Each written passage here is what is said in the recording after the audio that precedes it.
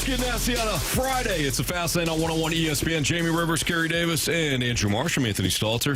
202. He seemed kind of proud of himself that he knew what day it was. There. Time check. Did you see that? He goes, on a Friday, and looked at us for confirmation. Is brought to you by Clarkson Jewelers, your officially licensed Rolex jeweler. I ain't mad at you. I don't even know what day it is. I'm glad you told me it was Friday. You don't know where you're at right now. Nah, a lot of travel here recently. I'm not going to lie, boys. A little bit. Yeah. But it's all been worth it. Oh, baby. So those Blues are red hot. Wow. At various points last night, I thought to myself, this probably should be a 40-1 game in favor of the Hurricanes. Where did you get the one? Snuggerud, who was incredible. It was 13-2, the shots on net after the first period. It could have been 20-0 after the first period. 6 high danger chances to 0. Yeah. 4 rush chances to 0. Holy smokes. Jordan Binnington. He played lights out. Wow. He was lights out. Wow. He was a madman. Hockey is a very interesting sport. It's a great sport. No, it's a great sport. You only get one timeout. Best. Correct? You only get one timeout in regulation. 30-second timeout. We don't have to burn a bunch of timeouts and stop the clock and play games like that. But you only get one. Generally, you save it for late in the game. You want to get some things together. Monty said, to hell with it. Oh, yeah. Give me my timeout now. Mm-hmm. I'm sick of it. And I mean, I watched that first period. I said to myself, and this is why this team, you got to figure it out. They don't got enough dudes. It looks like night and day. It's like. By the way, the Hurricanes had 7 guys on the ice, like you said. Yeah, it certainly feels like that. But I'll say this about the Carolina Hurricanes, and this is where they run into problems in the playoffs. Almost every first period of every game they play looks like that, almost no matter who the opponent is. Almost. They haven't got enough juice to finish. And then teams figure it out. You get used to the pressure. You figure out how to alleviate some of that pressure, and then you go to work. Yeah. And it's not like they took their foot off the gas. The Hurricanes kept going, but the Blues, the second period, again, who would have thought the second period would be advantage Blues? Right. For 3/4 of the season, anytime the second period came around, you're like, well, we're screwed. Yeah. But the Blues came out, had a pretty good second period. Jordan Binnington had a phenomenal second period. I mean, some of the saves he made in the hockey IQ of knowing to throw the stick out, block the pass that's going across, and then split pad save after split pad save. And I was talking to him on the plane after the game last night on the private flight, Anthony. Oh, look at you. Look at you. A little bit of a humble brag there. Me and Binner, we sat together for a little bit. We were chopping it up, and I said, hey, Jordan, not bad.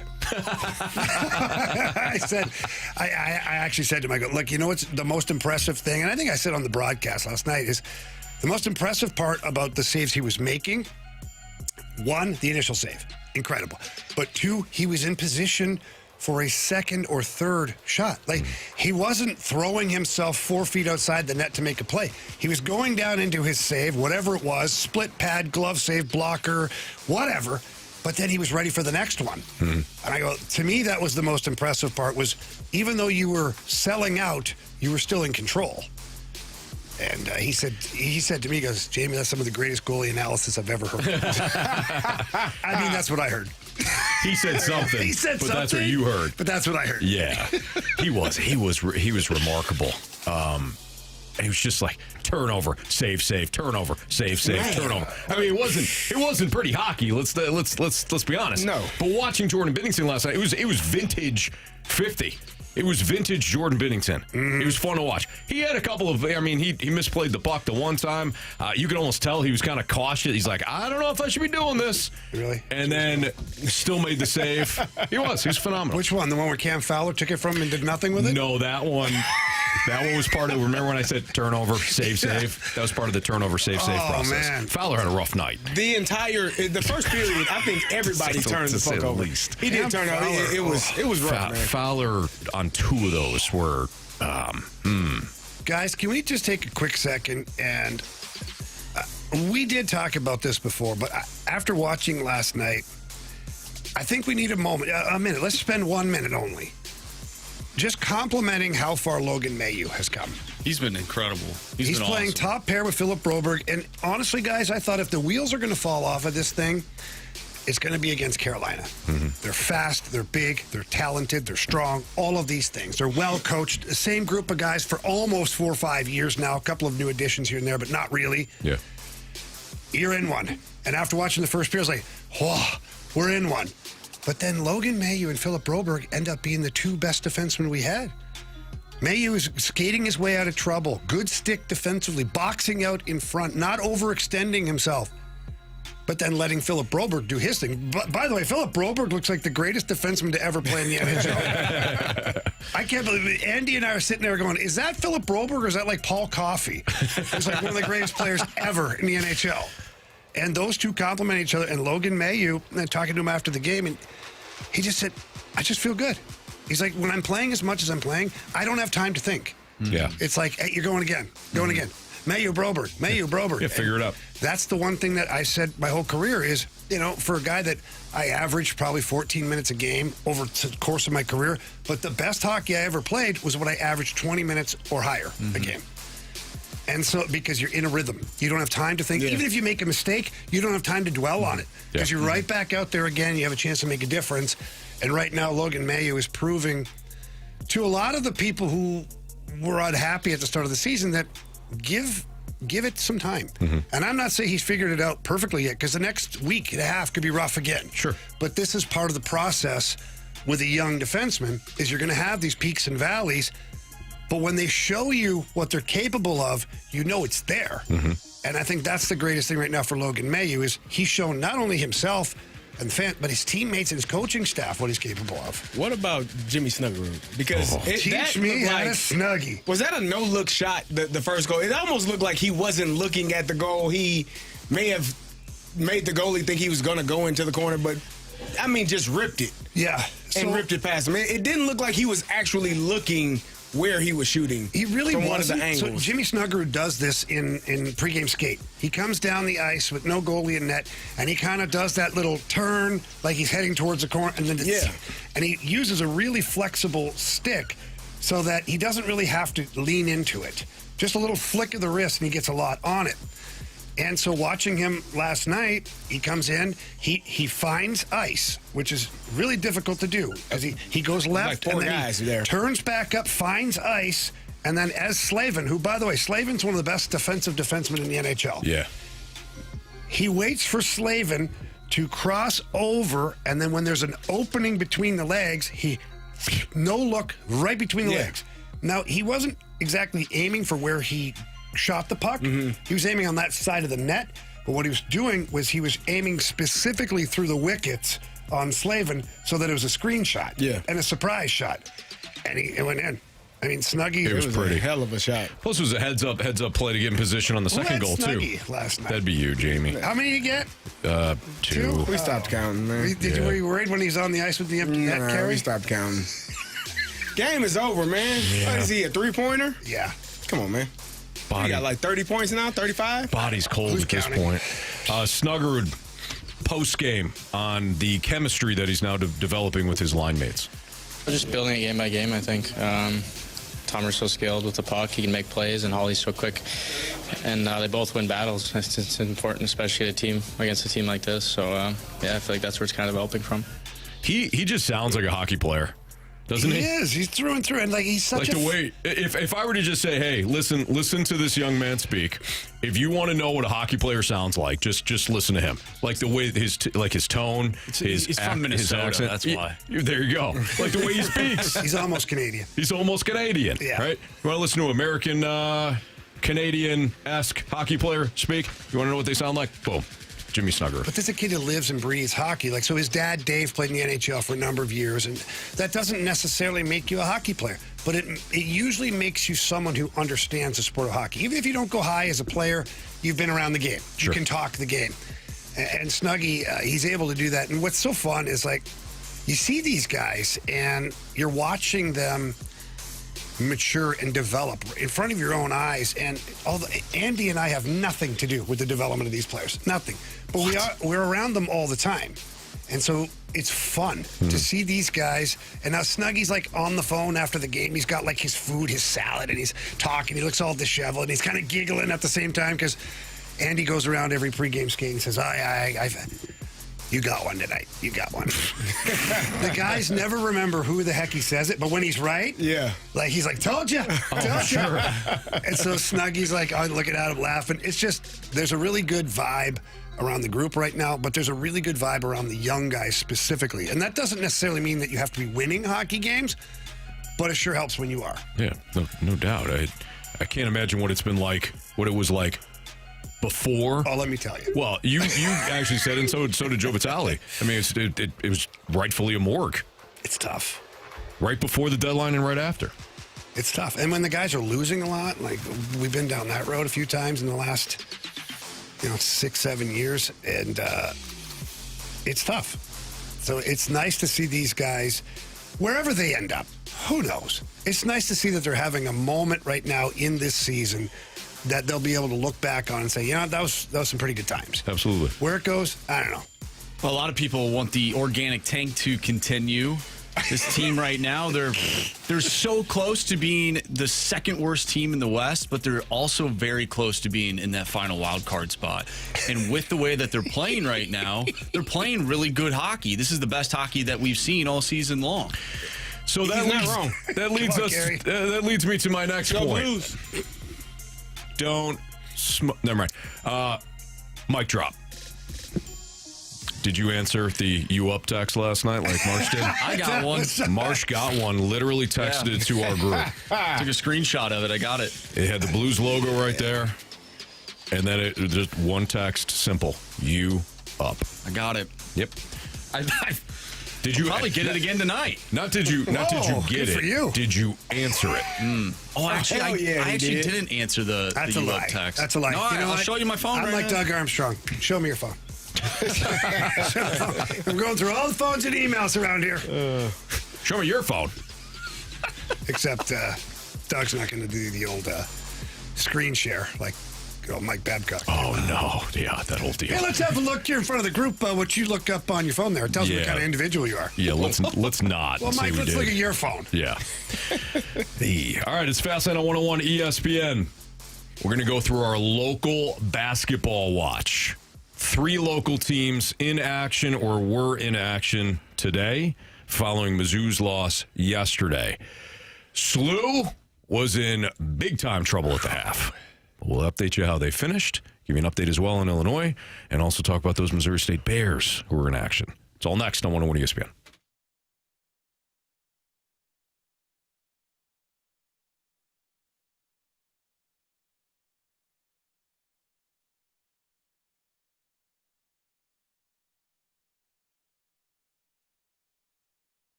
Hey, if you're one of those buyers who waits for the right deal to come along, then the right deal has come along, especially when it comes to finding your next new vehicle.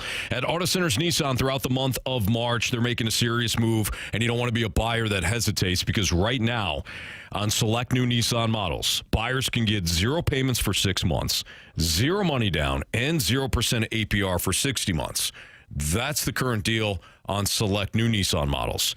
The current deal when it comes to 2025 models that remain out in Herculaneum on Auto Centers Nissan's lot have been discounted up to $11,000 off MSRP. So we're not talking about a small rebate. We're talking about a serious price cut. One of the best parts about shopping with Auto Centers Nissan throughout the month of March is that when you go to AutoCentersNissan.com, every new and used vehicle is eligible for up to an additional $1,000 in savings. All you have to do is choose the vehicle you want, new or pre-owned, and hit the Claim My Buyer's Bonus button, and you'll get an additional, or up to an additional, $1,000 in savings. So don't wait. Don't hesitate. Head to Auto Centers Nissan this month. Head there this weekend, in fact. Tell them Stalter sent you, and also don't forget to check out AutoCentersNissan.com.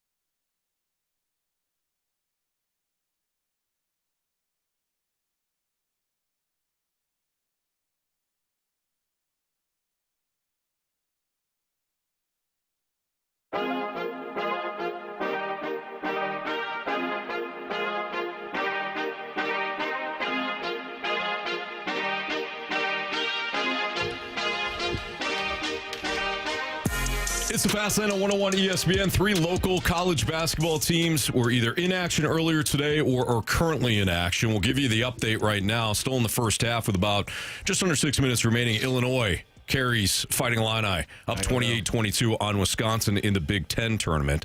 Carey, have you had an opportunity to watch your Illini at all today? I've been checking it out, peeking over my shoulder, watching our Illini ball. That's what we do. Excited about it. Can't imagine that they'll have many issues. Wisconsin's a tough team, but they're typically tougher at Kohl Center. Yeah. Once you get them away from there, then be good. Yeah, good things happen. Big Ten is stacked, though, Anthony.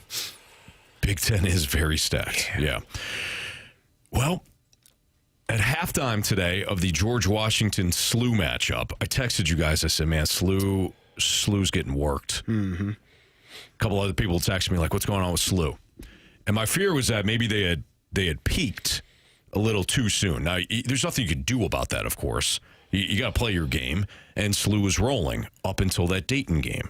And then after that February 24th Dayton matchup, remember they had the big comeback against VCU at home, but they were choppy. Mm-hmm. Lost the last game, but maybe they kind of took their foot off the gas a little bit. But they were down 48-34 to a George Washington team that is slightly above average. Average A-10 team. And SLU came roaring back, played perhaps their best half in the second half of the A-10 tournament. They put up 54. They held George Washington to 33, and they escaped with an 88-81 victory. The second half looked more like the SLU team that had been rolling for the first 3 months of the season. The first half looked more like the version that they closed the season out. But I love that their defense was on display again finally in the second half. Robbie Avila, no surprise here, he led them with 22 points. They shot 46% from the field, 33 from three-point range. And here was the difference in my eyes. They were 24 of 26 at the line. They shot 92% at the charity stripe. So that was significant, and now SLU can advance in the A-10 tournament. They could not lose this game today.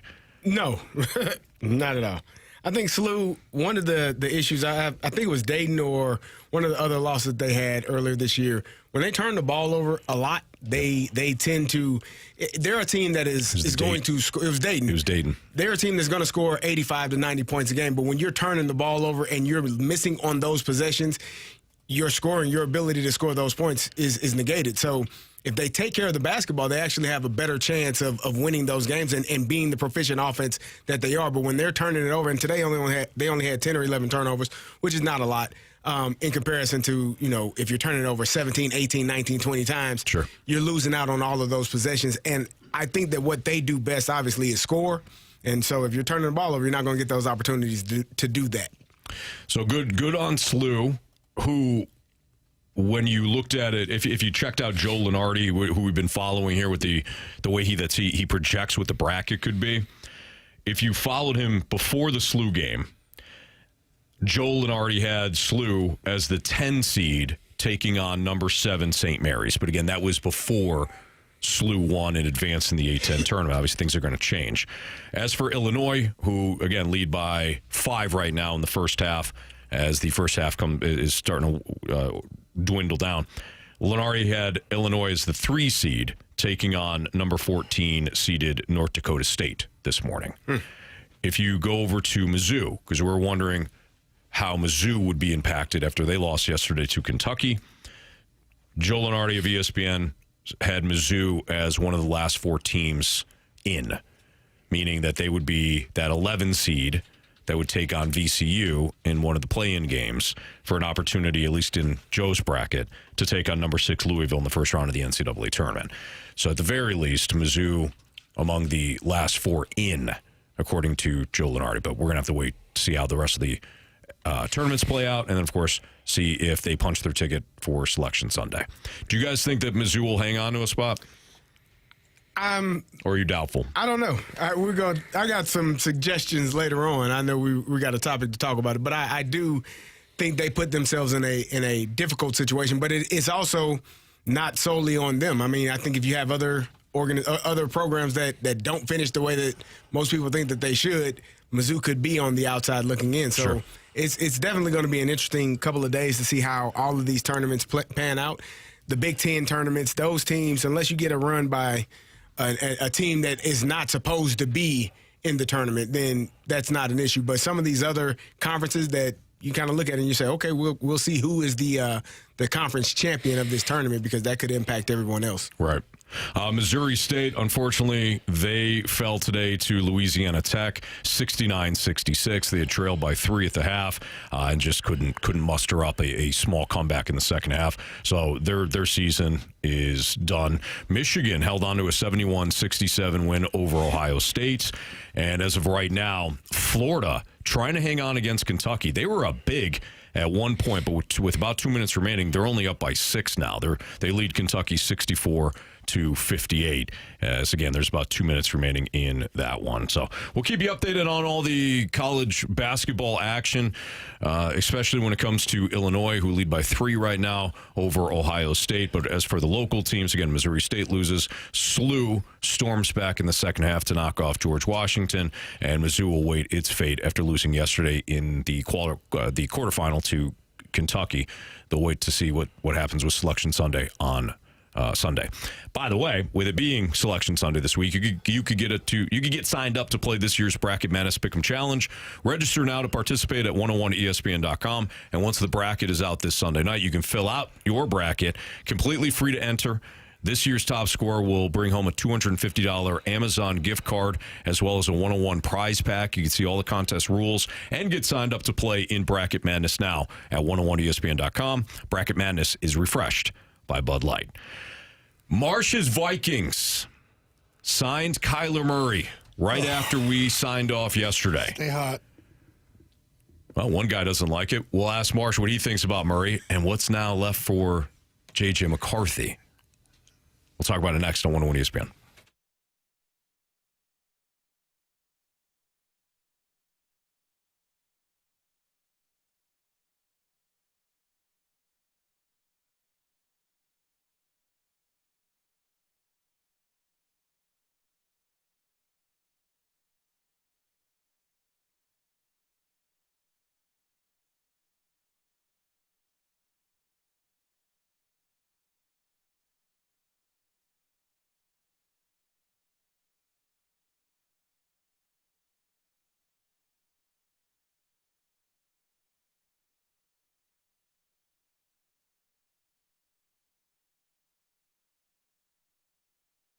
Look at that beautiful sunshine out there. Going to be a lot of people looking for new homes in the springtime, early summer. Why not your house? That's right.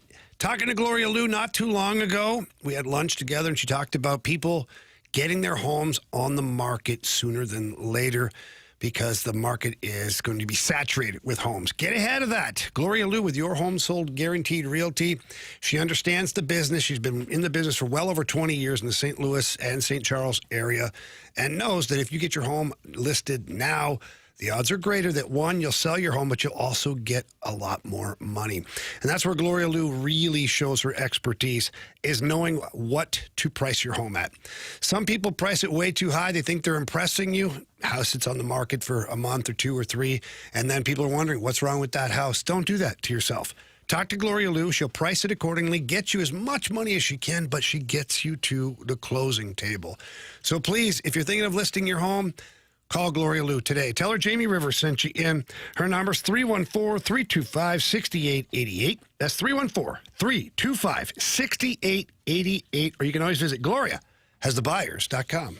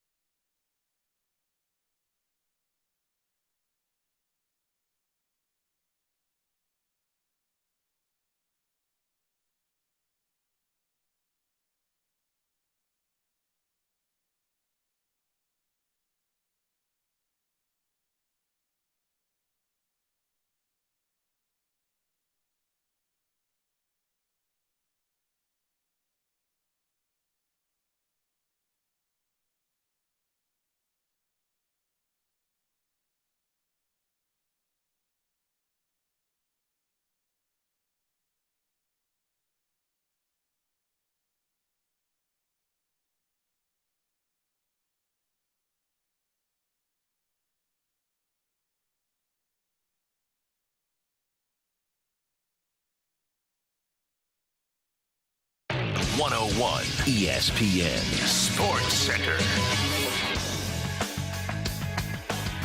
I'm Andrew Marsh. It's time for a Sports Center update brought to you by Saliga Heating and Cooling. The Blues take down the Carolina Hurricanes last night by a final score of 3-1. With that win, the Blues have a 6-game point streak. They are 5-0-1 and now 6-1-1 since the Olympic break. 3 points from the second worst record in the West, but 6 points out of a playoff spot. So we'll see how the Blues fare down the stretch. They're back in action tonight, taking on the Oilers. Pregame starts at 6. Puck drop is at 7. We'll talk with Blues head coach Jim Montgomery at 3 o'clock, and then our Blues insider with the Athletic, Jeremy Rutherford, at 5:15. But we're going to dive into the NFL next, right here in the Fast Lane. I'm Andrew Marsh, and the Sports Center update is brought to you by Saliga Heating and Cooling, a Daikin heating and air conditioning dealer.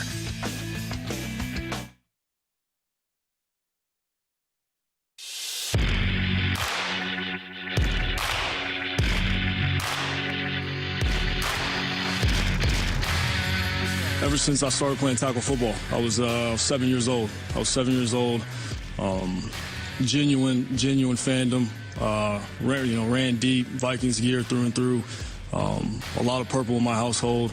I don't want to bring it up right now, but maybe later, another day. It was a moment. I'll bring it up anyways. Whatever. I cried real tears whenever Brett threw that interception. I cried real tears that day. So this Kyler Murray, the audio courtesy of the Vikings. Real tears. Hey, man. TV network. Marshy, you got to be like through the roof right now. This man wants to be a Viking.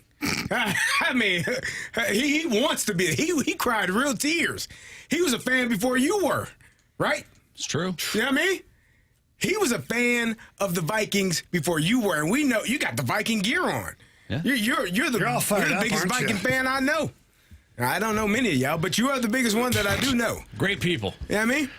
Is it kind of jacked up that while he was kind of searching for the Brett Favre mention, he's talking, of course, about the Bounty Gate 2009 Vikings team that Brett Favre threw the interception in New Orleans, sending the Saints to, or at least the opportunity to send the Saints to the Super Bowl, and they beat the Colts. But as he was talking about, I was like, oh, Randall Cunningham? He's much younger than us. Way younger, Anthony. Much younger than us. Come on, but that's man. when he was like, when, and he was, I was like, oh, Randall Cunningham. No. Dante Culpepper. No. Brett Favre. Threw the interception. Man, he wants Brett to be Favre there, man. played for the Packers. Right. Or was a drunk with the Falcons. You know what I mean? Jeez, Anthony. That's why they traded him. What, too soon? It is what it is. I don't know. You want to protect Brett Favre? I was trying to make You know what I mean? segments about your team. We don't need to protect Okay. Brett Favre. He's Watch your old He's done enough Netflix. to He's done himself. enough. Yeah, watch your old Netflix documentary. I Orange don't Crocs took a spike for a while, too. Well, that one too. Yeah. Anyway, so Marsh, Kyler Murray. We talked about this yesterday. That he was the best available quarterback. Not saying. Who was? If it wasn't Kyler Murray, who was I'm it? convinced he's the best available. You got Geno Smith. You got Tua. You got Malik Willis. Who? Okay. Daniel Jones. Daniel Jones playing on one I leg. actually think he might have been the best available. I don't know. How do you feel about this? Because you've been a big J.J. McCarthy supporter. You have been. Yeah, I don't really know how to feel about it. I think there's a part of me where I'm excited because I know that there is a level of excitement to Kyler Murray's play. And if he can be the best version of himself, if Kevin O'Connell can bring out the best version of Kyler Murray, then I think it could be a good fit. But I don't think Kyler Murray has played good football in like the past few years. There's a reason why Arizona doesn't want him anymore. But you could say the same thing with Sam Darnold. But I look at Kyler Murray since 2022, his downfield throws of 25 plus more yards for qualified quarterbacks, with about 50 to 60 qualified quarterbacks. Dead last in completion percentage, dead last in expected points added per attempt, dead last in yards per attempt. Kevin O'Connell likes to air the ball out. We like to get the ball downfield. That doesn't really look good. So 10 plus more yards in the air since 2022. Dead last in EPA per attempt 41 out of 43 in yards per attempt, 36 out of 43 in completion percentage since 2022. He's the best available, huh? Well, he was the best available. He was the best available. Clarify. I think if Kevin O'Connell Still stands. Still true. Your opinion, not mine. If Kevin O'Connell can ultimately bring out the best in Kyler Murray, again, I think it could be a good fit. I also, I know J.J. McCarthy was awful last year, but there were points in the season where I thought he showed promise, and he's only played one season. He played 10 games, and he had a 6-4 record. The Vikings were a missed kickoff return against the Bears from going to the playoffs, which sounds insane, but they could have won the division had they just simply not let the Bears kick that game-winning field goal midway through the year. I would like to see the Vikings give JJ an opportunity to grow as a quarterback, but I understand the situation that they're in. A lot of quarterbacks that get that opportunity, they're on a bad team. There's time to develop, and the Vikings, the situation that they're in with the players that they have, the coach that they have, they don't have the luxury to wait around and try and find out. So here's where I'm perplexed with the whole thing. One, Anthony, it is no secret. It's not just last month or last year. It's from the very beginning. After watching Kyler Murray play, I thought to myself, I don't see this guy ever being a winning quarterback. Sure. Is he super talented? Yeah. Can he move around? Can he do some things that other guys can't? Absolutely. I've never doubted that. But can he do those things and actually turn those into victories on a consistent basis and have success and protect the football? No, he hasn't been able to do that at all. So when I look at this marriage right now, and I think of Kevin O'Connell, and I think of his reclamation projects over the years, we'll even bring Daniel Jones into that because he was in the facility. Yeah. Sam Darnold. You look at none of those quarterbacks stylistically remind me of Kyler Murray. No, they're completely different. Completely different talents, completely different looks. All they're pocket passers. Kyler Murray is a scrambler, and probably scrambles more so than not because he's a smaller quarterback. He's got to find windows to throw the ball in. This is something completely different than what Kevin O'Connell has revamped in the past. And I am very skeptical about this project. I think, to your guys' point, I think Kevin O'Connell and the Vikings agreed with your opinion that he was the best available quarterback. Let's give it a whirl. But I don't think he was the best stylistic quarterback for Kevin O'Connell, so let's see. This to me says more about how the Vikings feel about J.J. McCarthy. Marsh, you may disagree with this, but it says more to me about how the Vikings feel about J.J. McCarthy and his development than it does about Kyler Murray. Yeah, but so what? Kyler Murray's your starting quarterback now. That's what I'm saying. I know, but my point is I still don't see it working, no matter what you think of J.J. McCarthy. I hear you on that. But if they felt as though that J.J. McCarthy gave them the best opportunity to win, they would roll with him and signed any backup that they wanted. But instead, they did go with regardless of what we feel was the best option. Yeah, no, that's why I said I feel like other teams, they have the luxury of, and I know it sounds weird, but they had the luxury of being a bad team, right? There's no expectations. Like when Josh Allen came into being the Buffalo quarterback, that team was terrible. So he had the luxury of developing, and that team could lose, and he could get those reps and all that stuff. J.J. McCarthy's thrusted into the position last year, and, a lot of what happened with the whole GM situation was they decided to let go of Sam Darnold because they wanted Daniel Jones to then step in and take that role over. Well, that whole thing went to the wayside because of contract, like the way the negotiations went, like, hey, you're gonna fight for a starting job here against JJ McCarthy, and he's like, well, why would I'll just go to the Colts. I can win that job, so I'll just go there. And so all of that fell through, which then landed JJ McCarthy as the only guy. That's why they had to go get Carson Wentz, because they had no veteran presence in that quarterback room. And so I think he was thrusted into a position where they probably didn't think he was ready for. I just wonder what it means for his development. again, Kyler Murray, he's always injury prone. So there is a chance that J.J. McCarthy, midway through the year, once he becomes a true backup and understands the league a little bit more, he can look at those, he can be in the quarterback room, understand what it's like to play under a veteran, and then if he gets his opportunity, maybe he can play and maybe he plays better. What if J.J. McCarthy is ultimately the reclamation project in this? What if Kyler Murray, because Kyler Murray in his contract put that they can't franchise tag him after this year, so they're going to have to pay him. Mm-hmm. So if Kyler Murray has a good year, the Vikings will have to pony up, or whoever will have to pony up. What if the Vikings said, you know what, we're getting this guy on the cheap because Arizona's paying the freight. Right. J.J. McCarthy truly needs a year of backup role, learning all the stuff he didn't get in his first year of injury. Mm-hmm. And what if J.J. McCarthy is a reclamation project? Meaning a year, Kyler Murray is your stopgap, and then they go to J.J. McCarthy. I'm not saying that's true, but what if? Yeah. I mean, that could be it. Okay, but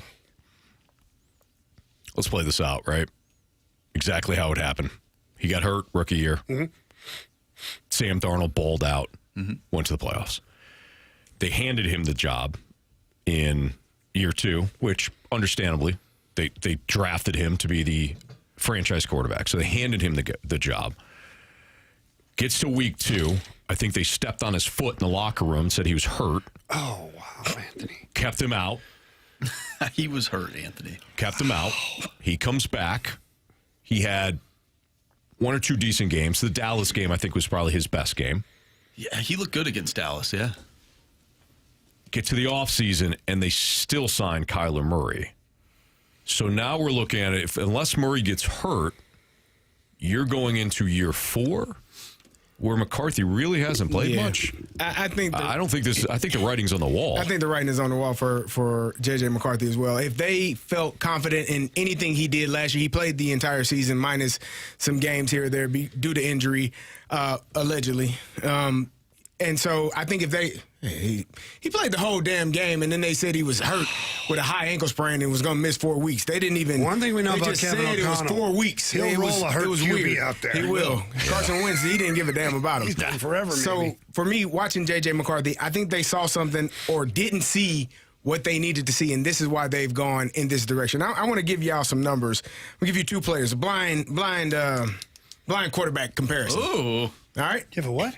Blind quarterback comparison. Put your glasses on, Jamie. So you can hear quarterbacks. Said blind quarterback comparison. I know. How many are other? Just 2. Nah, you know what? It's pretty impressive. I'll give you. That's really impressive. I'll give you 3. Nah, I'll stay with 2. There's 3 blind quarterbacks? Actually, 3. All right. I got to find how many games this guy played. 80 games. No, 77 games. 20,810 yards. 157 passing touchdowns. 51 interceptions. Player 2, 80 games, 20,460 yards, 121 touchdowns, 60 interceptions. Player 3, I don't know how many games he played. I got to look at it. I think it's 70. 20,000 yards, 431 yards passing, 123 touchdowns, 82 interceptions. Which one of those guys do you want? Quarterback number 1. Okay. I'm going to add, that's fine. Quarterback number 1, that's fine. He doesn't like your pick. No. Quarterback number 1 is Joe Burrow. I love Joe Burrow. I'll take it. Quarterback number 2. Quarterback number 2 is Kyler Murray. Mm-hmm. Quarterback number 3 is Sam Darnold. Mm-hmm. What I didn't add in, because if I would have done that, you would have known who was who.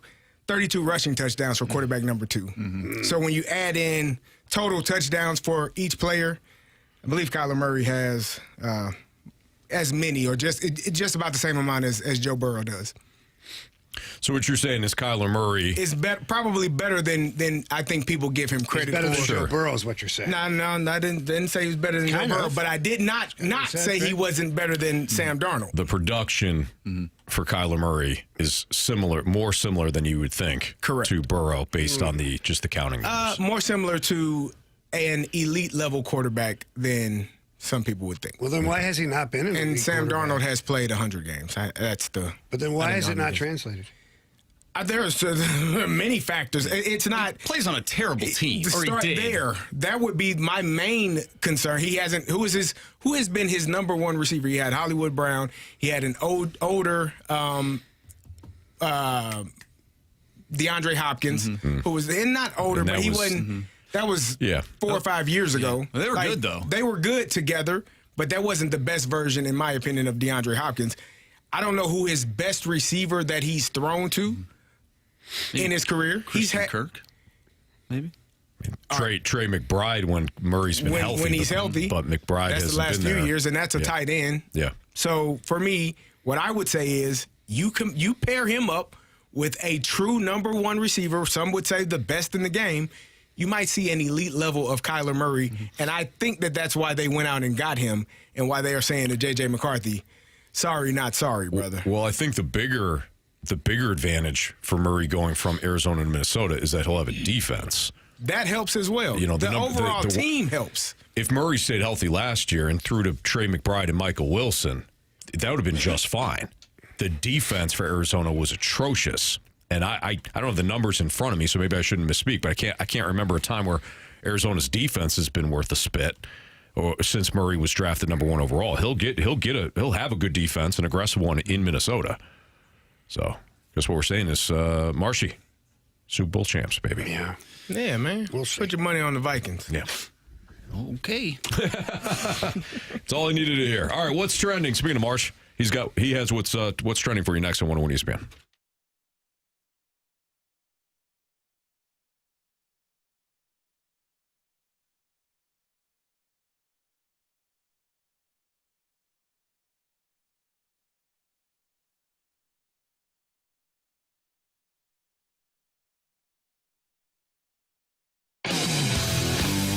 If you're looking to accessorize your vehicle, Pure Performance really is your only choice. They're your one-stop shop for all aftermarket modifications, and it doesn't matter what kind of vehicle that you drive. They've got accessories for you. For myself, I've got the pickup truck.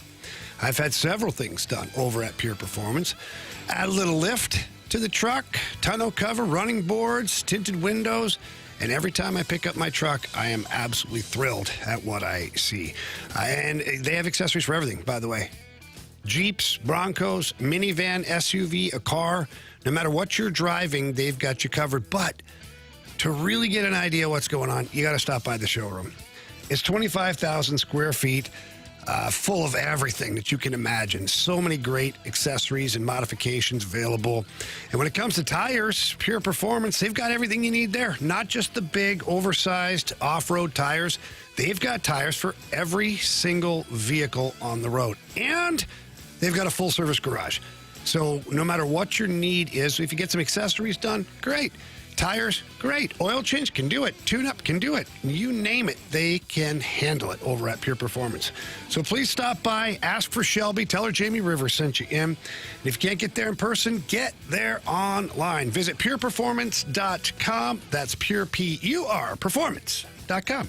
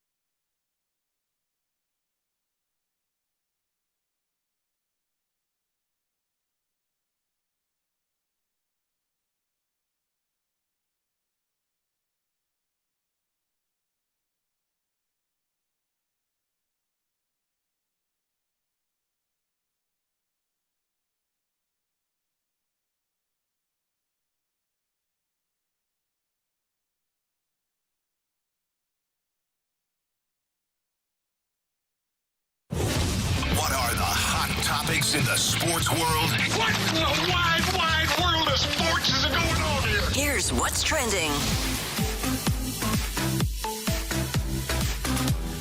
Welcome back to the Fast Lane here on 101 ESPN with Anthony Stalter, Jamie Rivers, and Carey Davis. I'm Major Marsh, and it's time for What's Trending. Gentlemen, after the fiasco that happened earlier this week with Team USA, somehow they find themselves in the quarterfinal of the WBC, and they take on Never a doubt. Jamie's home country, or born country, Canada tonight. So the United States will face off against Canada tonight at 7 o'clock. Korea and the Dominican Republic will play before them at 5:30. Tomorrow, we have Puerto Rico and Italy.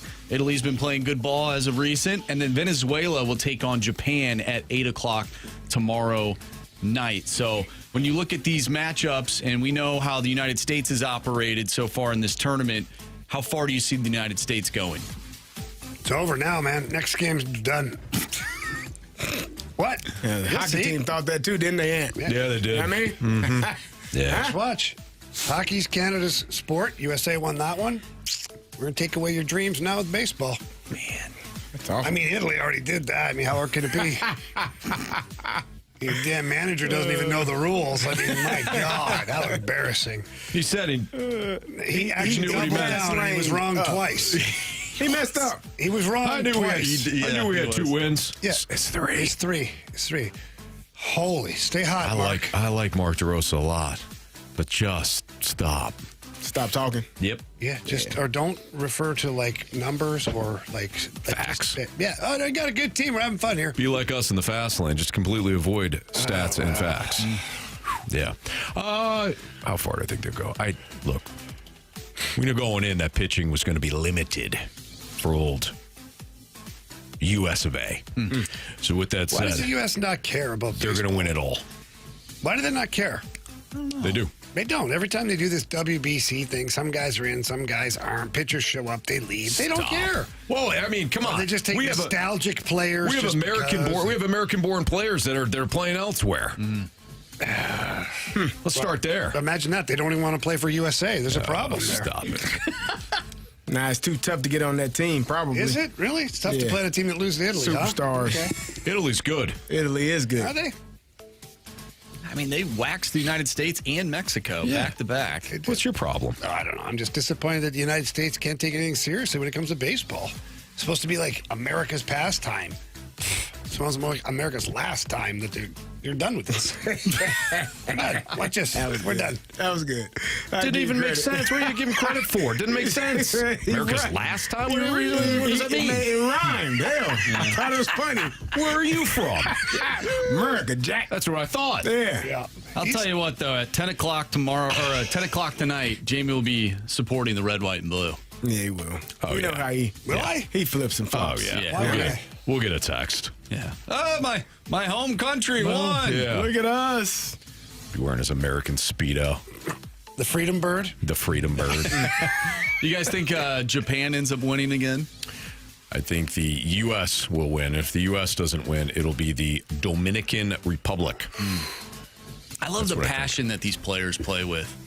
Like, I wish the atmosphere that you see at, Lone Depot Park, like, you're not getting that in Major League Baseball, like, throughout the regular season. I really enjoy watching that. Yeah, you can't. It's a shorter tournament compared to 162 games. You do get that in the postseason, though. That's true. All the postseason, to me,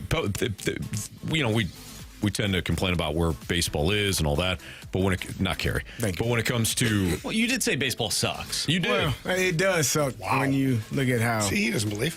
But when it comes to postseason baseball, you can hang on every pitch. There's nothing wrong with postseason baseball. And these day games, I love how they do the day games when the playoffs start. You love day baseball. I love day baseball during the week. Yeah. Yeah. I hope that one guy from yesterday is listening. Man, where are you? You were complaining. He was complaining that we weren't talking enough WBC. Here you go, fella. Told us this fast lane sucks. This show fast lane sucks. He did say that. Well, everybody's right to their opinion. Not him. Well, you know what? Here's the thing. Here's the thing. Something going on in his life. You know, he's projecting. Something's That going does on. happen. Did anybody stop to ask, hey, buddy, you okay? I didn't care. I know. That's part of the problem. Yeah.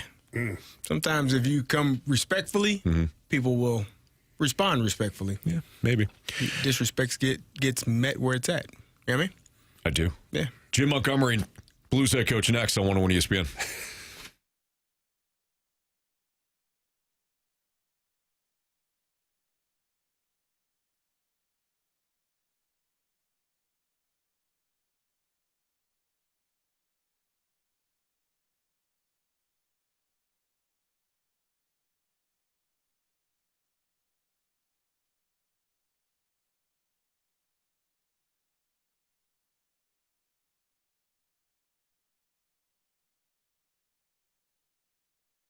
All right, Missouri, you've only got a couple days left with my friends over at Circus Sports and their contest to win owner Derek Stevens' wallet. It is ending on March 15th, so get on it right now. All you have to do is visit the App Store or the Google Play Store, find the white logo, click on that. That's for the state of Missouri. And Derek Stevens is giving away $250,000 in cash only to the state of Missouri, and it's no strings attached. There's no requirements necessary as far as like the special things. No, it's $250,000 in cash, but you do have to do a couple things. One, you got to make a wager of $100 or more, and that earns you a share. If you wager $1,000, that gets you 2 shares, and $5,000 gets you 3 shares of Derek Stevens' wallet. And you can bet on anything, whether it's pro sports, college sports, straight bets, futures bets, anything that's available on the app qualifies you for Derek Stevens' cash. So please don't miss out on your chance to take home a part of Derek Stevens' wallet. For more information, visit circasports.com. Again, that's circasports.com. Must be 21 and over, and in Missouri. Gambling problem? Call 1-800-BETS-OFF.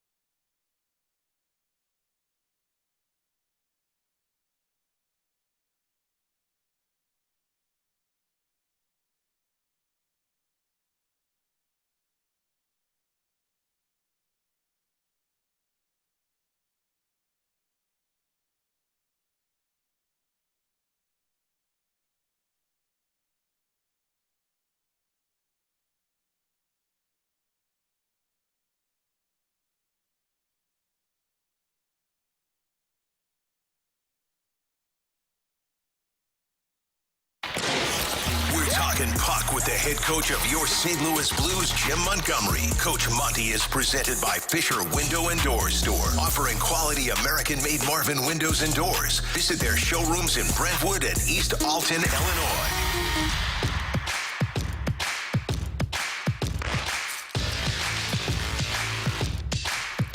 303, your time check is brought to you by Clarkson Jewelers, an officially licensed Rolex jeweler. Carey, your Illini look pretty good right now. Up 58-45 on Wisconsin. Almost midway through the second half. I mean, that was expected, Anthony. Sure. It's just a normal Friday. Taking care of business is what we do.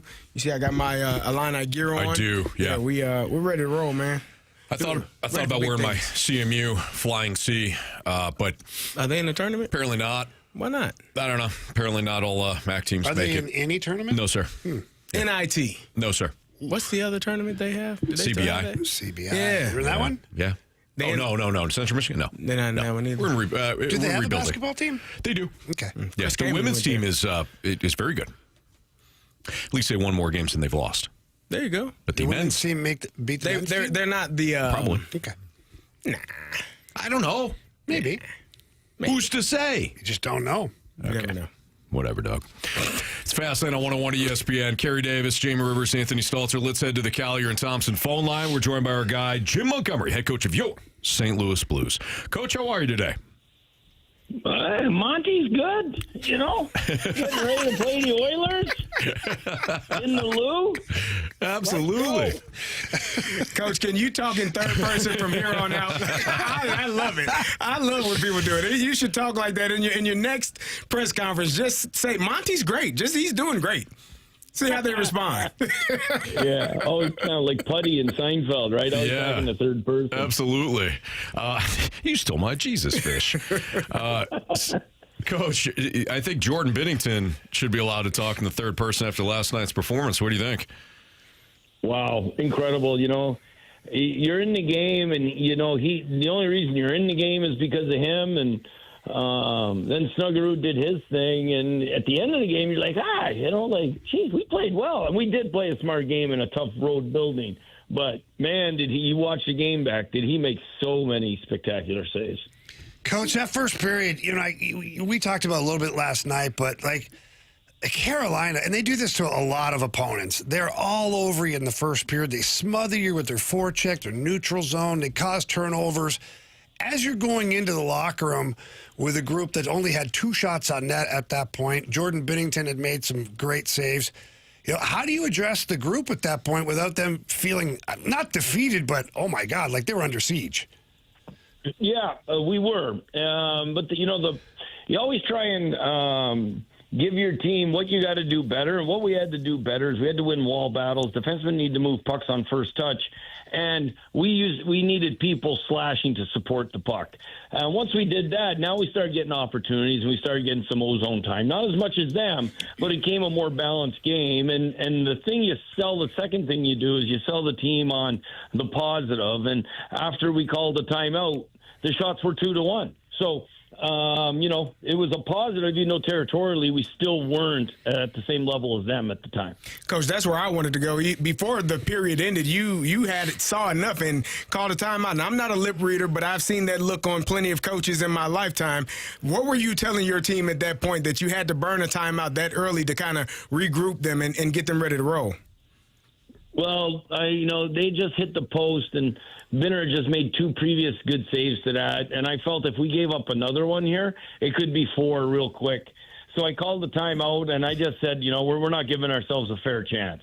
They're winning every foot race. They're winning every stick battle. Let's just be firmer. Let's be harder. And let's start skating and finishing checks. And, there might have been some adjectives and adverbs and pronouns used in a famous 4-letter word.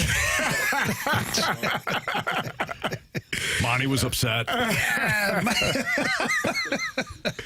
Hey, Coach, last night a huge test for not just the entire team, but a lot of young guys, too. Otto Stenberg, it's one of his first games back. Lindstein, one of his second game ever in the NHL. Other guys elevated in the lineup to take on bigger roles.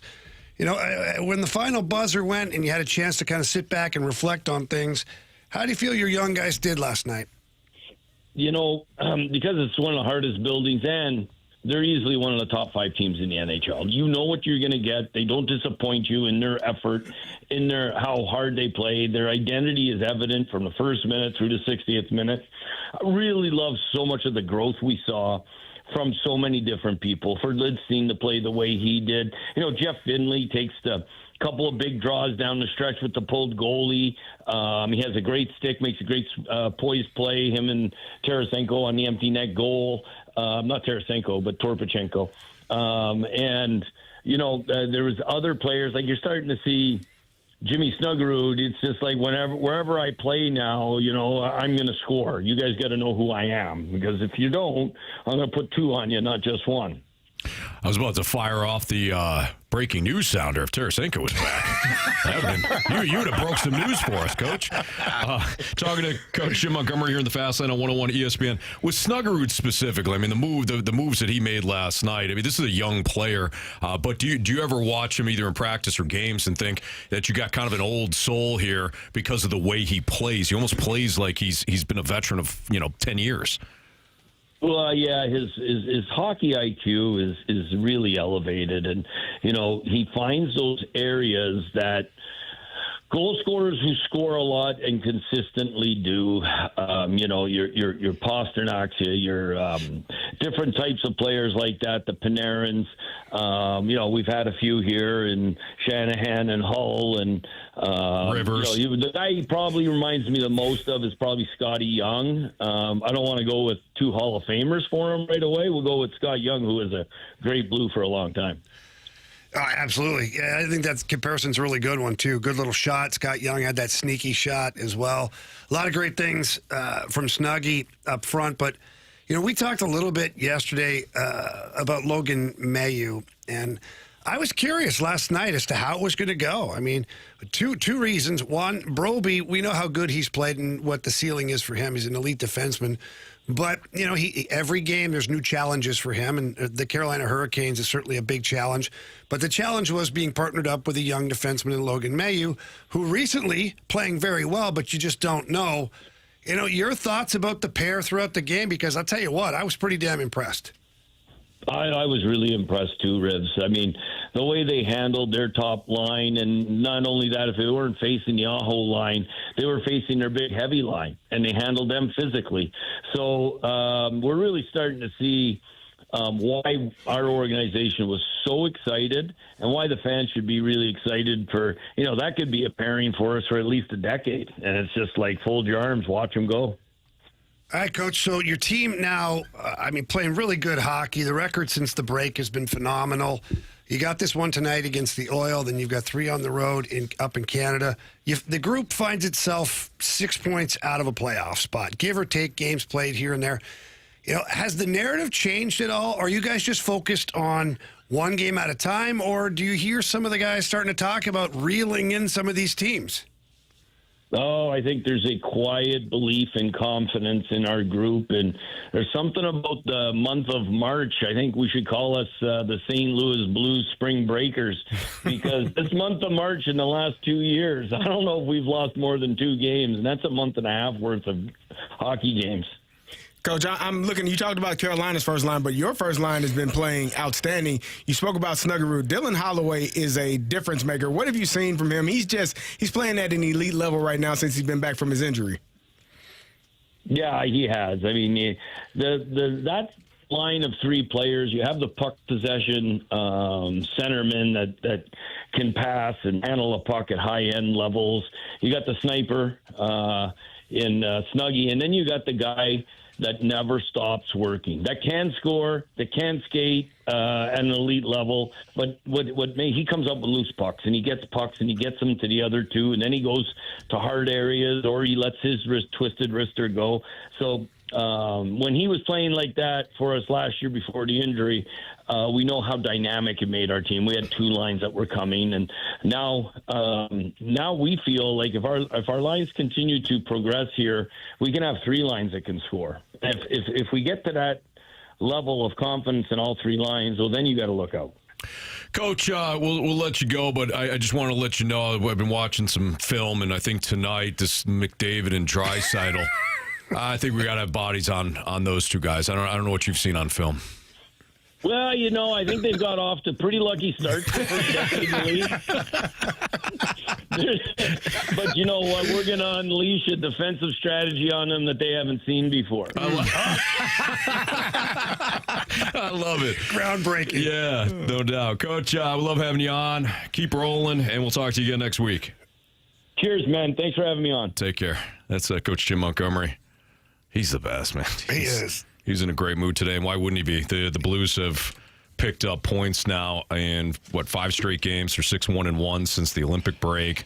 He's got a couple of young guys that are playing fantastic, including Jimmy Snuggerud, coming off the big game last night with Jordan Binnington. And I don't know, it's just this Blues team, it's been a frustrating season, there's no doubt, but this Blues team is finally playing like the team we thought they would at the start of the season. Is it too little too late? It might be. It probably is, find but out. at least they're fun to watch right now. Gives you something to tune in for. And, Marsh, getting those you up texts, he's getting close to answering one. He answered it. Don't He did lie to answer you. it. For sure. Did you? He may have answered it this morning. I did not But he did answer respond. You did you not answer it? You know what I did? And I have Did a you just problem. like it? No. So I'm sure other He people went to the have. Blues Instagram page and started just liking some photos. Random That's photos, how you do it. Even from like 6 months ago. Yeah, just to get their attention. Bunch of photos, too. I have an issue, and this isn't just when the Blues text me, of course, but I'll look at a message and then think I replied to it, and then something else happens. Oh, sure. And then I completely forget to reply. So I get the you up text, and I screenshot it and I send it to you guys, but I forgot to reply back to the Blues.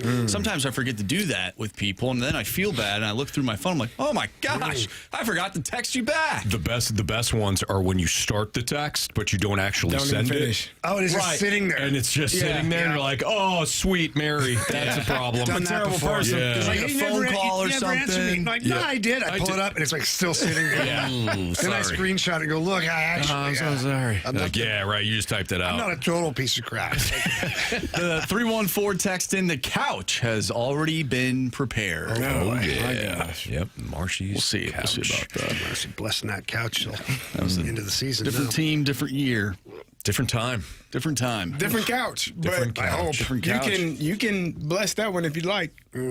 I have other ways of Really? Please. Do tell. making a team play their best. Anthony's face gets me every time. He's more and more shocked by some of the things that Marshy says. It's just amazing because we're the psychopaths on this side, right? Like Carey, Jamie, me. We're all psychopaths in different ways. But to know that You're just shocked. Marsh is absolutely right there with us in different ways, of course. But We all bring something to the table. we certainly Or do. the couch. Or the couch. Could Chaim Bloom's faith in Oli Marmol grow sour with some in the fan base? Speaking of Marsh, he's got a thought on this. That's next on 101 ESPN.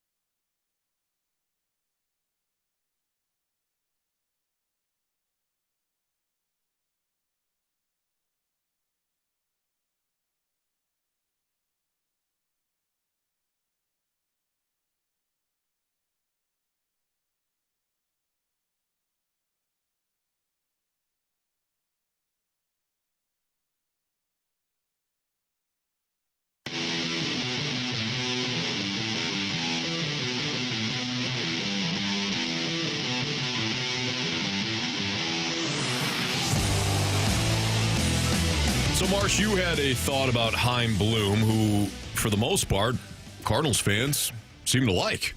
They like what he's done thus far when it comes to the draft. They like his approach when it comes to rebuilding this team. Not everybody loved all the trades, but I think a lot of people at least understood the method he was going with. And he was able to do some things that quite frankly, and this isn't just all on John Mozeliak. He was also, of course, Nolan Arenado rejecting the Houston trade last year. But Chaim Bloom actually did some things that John Mozeliak couldn't accomplish a year ago. So, again, things are we're off to a good start here with Cardinals fans and Chaim Bloom. And I feel like you want to take that good start and turn it on its head. No. So, without further ado, here is how Chaim Bloom starts to piss off Cardinals fans. Go ahead, Marshall. No. Okay, so I did come across an MLB.com article, and there's a one-on-one sit-down with Chaim Bloom, and there was a question that was asked of him. There were multiple questions, but one of them was, can you please give me the moment that made you say this guy, talking about Oli Marmol, that this guy can lead this team for the next few years? And Chaim Bloom went on to say, I don't think there was one specific moment. I think it was just doing my homework on him, being around him and working with him increasingly over the last couple of years, understanding who he is, how he leads, and the type of partner that I think he can be. The thing that I point to is Oli is not someone who is satisfied being whatever he is on that day. He is always looking to get better. He is willing to look into the mirror and challenge himself to grow and change. We all need to do that, myself included. He has a real desire to grow. That's something that wants to make you bet on him. So it seems like Chaim Bloom totally locked in with Oli Marmol, gives him the extension. Of course, we know that there are some fans within the Cardinals fan base that are not fond of Oli Marmol. I wonder, for those people, if they can fully buy into Chaim Bloom with Oli Marmol still the manager here in St. Louis. I think for some people that they're not going to be on board with Oli ever. I mean, we see that. One of our loyal listeners, Lisa, has not been on board with the Oli Marmol hire from the start. What gives you that impression? Every time we talk about Oli, our good friend Lisa texts in saying that he's I don't know, Joe Torre, Tony La Russa, Bruce Bochy, Skip, Terry Francona. I mean, anybody Pretty really much that anybody had else with any a pulse? Yeah, sort of. Joe Madden, probably. So I don't think that Chaim Bloom and Oli. Well, I don't think that Oli's going to do anything to change those people's minds. Right. The only way you could do so is to win. But even for them, I'm sure they would just credit Chaim Bloom and not Oli Marmol. Not saying Lisa's like this, but I do think that some people that's the route that they go. For example, when Albert came back and they had that great run, for those people, it had nothing to do with Oli.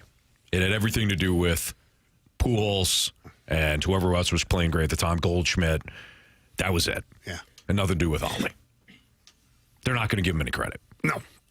So I think that a lot of people will probably just shift the credit back over to Chaim Bloom if this team starts to rebound in a hurry. It's weird, isn't it? It's really weird. Like, you don't get credit whether you win or you get blamed when you lose, and you don't get credit when you win. So it's kind of the spot that Oli is in this moment. So, what does Oli do? I mean, apart from winning a World Series, which doesn't seem like that's going to be anytime soon. You bite your tongue. No, but how do you gain the confidence of your own fan base then? I think Oli has done a great job of interacting with fans and just kind of asking questions. I think he's fascinating in that regard. I know you guys had an opportunity to talk to him. Amazing. He was great. When I was off a couple of weeks back or a couple months back, and I know that he wound up asking you guys questions. We ended up having a conversation. It wasn't an interview. It was a conversation. And he shared the one time, too, where some fan was just crushing him. And right after the game, he goes, hey. He goes, let's talk. Let's have a conversation. What are you, walk me through your thought process. And I think he noted that the fan wasn't going to change his opinion, but Oli was at least open to the conversation. Now, I can't do that with every Cardinals fan. But I think the more he does that, the more relatable he becomes. And outside of just flat out winning, that's all he can do. Yeah, I mean, as long as he has the respect and the people that pay him money want him to be there, I think he's fine. If I'm not mistaken, when he was talking with TMA during spring training, I think he mentioned that he does want to get out into the community more, and I think that could help as well. And every fan that he has come across, for the most part, has been really nice to him and stuff like that. But yeah, I just going back to the question, I just wonder if these two, if for fans, they like what Chaim Bloom has done, but because Oli Marmol is still there and these fans don't like Oli Marmol, they don't like the way he manages, et cetera, if they can fully buy into Chaim Bloom's vision, because it seems like there's something lingering. There's like an elephant in the room for those people. Yeah. Well, that's just sometimes you're just not going to change people's minds. Yeah. At all. But all you can do is manage the game that you feel like is the best to your ability, and that's it. Move forward. All right, we're going to play Hot Take or Hot Garbage next, so send in your Hot Take or Hot Garbage statement to the Air Comfort Service text line at 314-399-9646. Again, we'll play Hot Take or Hot Garbage next.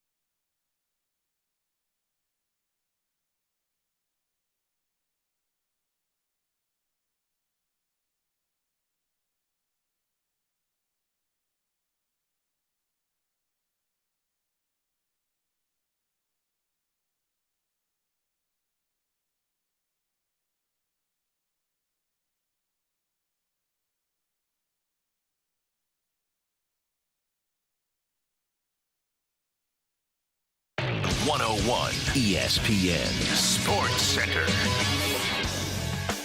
I'm Andrew Marsh. It's time for a Sports Center update brought to you by Universal Windows Direct. We talked with Blues head coach Jim Montgomery earlier in the show. If you missed that interview, make sure you go to 101ESPN.com or check out the free Dobbs Tire and Auto Center's 101 ESPN mobile app. Just head to the podcast page, and you'll find all of our interviews and all of our shows there, and it's all brought to you by the Schaefer Door Company. We'll also talk with Blues insider with The Athletic, Jeremy Rutherford, at 5:15.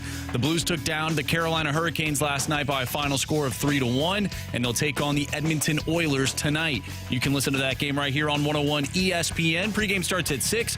Puck drop is at 7. Coming up next, we're going to play Hot Take or Hot Garbage. So if you have a hot take that you want to send our way, do so using the Air Comfort Service text line 314-399-9646.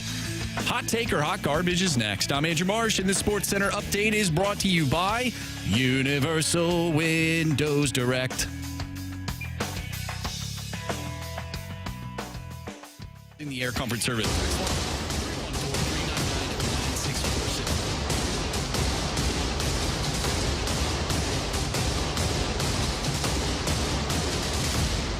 Boom! Hot Take!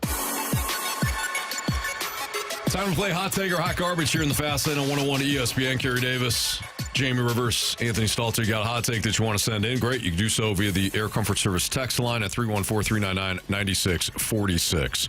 Marsh, what do we got? All right, from Tim's Offshore Bookie, hot take or hot garbage. The Cardinals pitching staff is going to be surprisingly good this year. I'll say hot take on that. I can buy into that.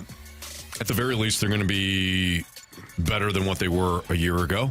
I think there's reason, we talked about it a little bit yesterday, I think there's reason to believe that Matthew Liberatore, that was the baseline last year, but he can build upon that. Dustin May looks fantastic in spring. Hopefully he can stay healthy. Andre Palante only really has to improve on what he did a year ago, which, unfortunately for him wasn't a high hurdle. I'm very intrigued by Kyle Leahy and his strikeout ability. And I think a full year of Matthew McGreevy will be good as well. So I'm going to say hot take on that one. I think this Cardinals staff could be better than a lot of people think. Yeah, I'm with you. One, I don't think it can get worse. But two, there's that. I think they'll be better. Yeah, hot take. Hot take for me, too. From the 314, hot take or hot garbage. Jeremiah Love will be a top 5 pick and the offensive rookie of the year. Oh, wow. I'm going to top 10 and offensive rookie of the year? Top 5. I don't think it'll be top 5. Didn't we say the Titans are the Titans? Where are the Titans picking at? Titans are 4. I think that's the top. I got either the Titans or the Commanders. I think they're at 7. I could see him going top 5. Rookie of the year. I mean, who are you in there with? Fernando Mendoza is going to get every opportunity to be really good there. I don't know if he will be, though. Yeah. It's a tough one. That is a tough one. Just because it might not, one or the other could miss and it not be, I would say hot garbage. I do think he's obviously a top 5 caliber player in the draft. Whether or not he goes top 5, I mean, if he goes to Commanders, he could definitely win Rookie of the Year. So I think that's set up really well for him if he slides out of the top 5. Yeah, you bring up a good point about who he will be competing against. So Mendoza for sure. Carnell Tate, his teammate. Or I'm sorry, not his teammate. He went to Ohio. Carnell Tate went to Ohio State. But Carnell Tate, wide receiver from Ohio State, he's likely to be drafted in the first 12 picks. Correct. Your guy, Mekhi Lemon, will be a top 15 pick. They were hating on him running the 40, though. That's why it's overrated. He's a good player. Pro day. He's a real good player. He plays fast. I don't give a damn what he runs, how he runs in the 40. Mm-hmm. Outside of that, I don't know. I don't know if Amar Cooper will put up enough numbers. Depends on where he's at, who drafts him, and what role he has for that team. Mm-hmm. Omar Cooper can flat out play. Yeah, like he is a real dude. I like all of them. I like Mekhi Lemon. I like Omar Cooper. I got to watch all of them. Carnell Tate, like they are all really good receivers. I think Jeremiah Love is probably, because he'll get more opportunities if he's the starting running back for a good football team, which I think the Commanders can be a good football team, I could see him winning Rookie of the Year. From the 314 Hot Take or Hot Garbage, Mizzou wins a national championship in football or basketball before the Blues or Cardinals win their next. Hot garbage. Hot garbage. Yeah, hot garbage. There's no way. There's no way. There's no way. Unfortunately, I don't see it. I think the programs are both doing pretty good, but it's pretty hard to imagine that Mizzou football, even with the way the playoff is now, would be able to make their way to a national championship. And basketball, I feel like that path is not just windy, but oh my. From the 573 Hot Take or Hot Garbage, if Team USA loses in the WBC, Mark DeRosa will take all of the heat and not the players. Two things will take the heat. One's a person, that's Mark DeRosa. The other will be the group of players, the group of pitchers that did not pitch Or stick around. Those two things will be to blame. They got a season to prepare for, Anthony. I understand that, but if you're looking for people to sign up for the blame game, those are the two things that are going to be blamed. Yeah. Even though DeRosa's comments, it didn't wind up mattering because they did advance, people are still going to view him as somebody that doesn't know what he's doing. And he is the leader. Yeah. So, I think ultimately his lack of knowledge of the situation, or whether he misspoke or worded however you want, that has become the bigger story right now. Had he not screwed up with what he was saying, it would be, to me, automatic default would be to the pitchers who didn't stick around or didn't even show up. Because you don't have the best pitching staff for those reasons. correct. I think what bothers me about that situation is, he said he misspoke, but the way that he managed that game, his lineup in that game, backed up what he said. Yes. It wasn't misspoke. He had it wrong. Yep. So yeah, because he played guys that he wouldn't have played. Like he treated it almost like an exhibition game. he treated it like it was a throwaway game up in Rochester. Yeah, can't have that. All right. You guys mentioned the Titans earlier. From the 618, Hot Take or Hot Garbage, the Titans' new uniforms are instantly the best in the NFL. Oh, I was just looking at them, by the way. I don't know if they're the best in the NFL. They really are sharp, though. A lot of good details, the colors, but all they are really is the Houston Oilers. Which had some sweet. Which had some sweet unis. It's been done. It has. It's been done. Yeah. It's fine. Mm-hmm. Well, it's good though. So it go is, back to but it. it's been done. I look. You know how I feel about the different shades of blue on one jersey. Oh, yeah, there are multiple shades. And the Titans played the different shades of blue game since they became the Titans. Yeah. And it looked dumb. So I think these uniforms, old Houston Oilers uniforms, upgraded with the new logo, updated with the new logo. I'm in. Yeah. I like it. I like it too. BK's fanny pack. As a Titans fan, is there a story there that I don't know about? I don't know. I love it though. Anyways, BK's fanny pack. As a Titans fan, we want the red face mask. I like that too. I think the red face mask would look sweet. Maybe we'll get there. Maybe.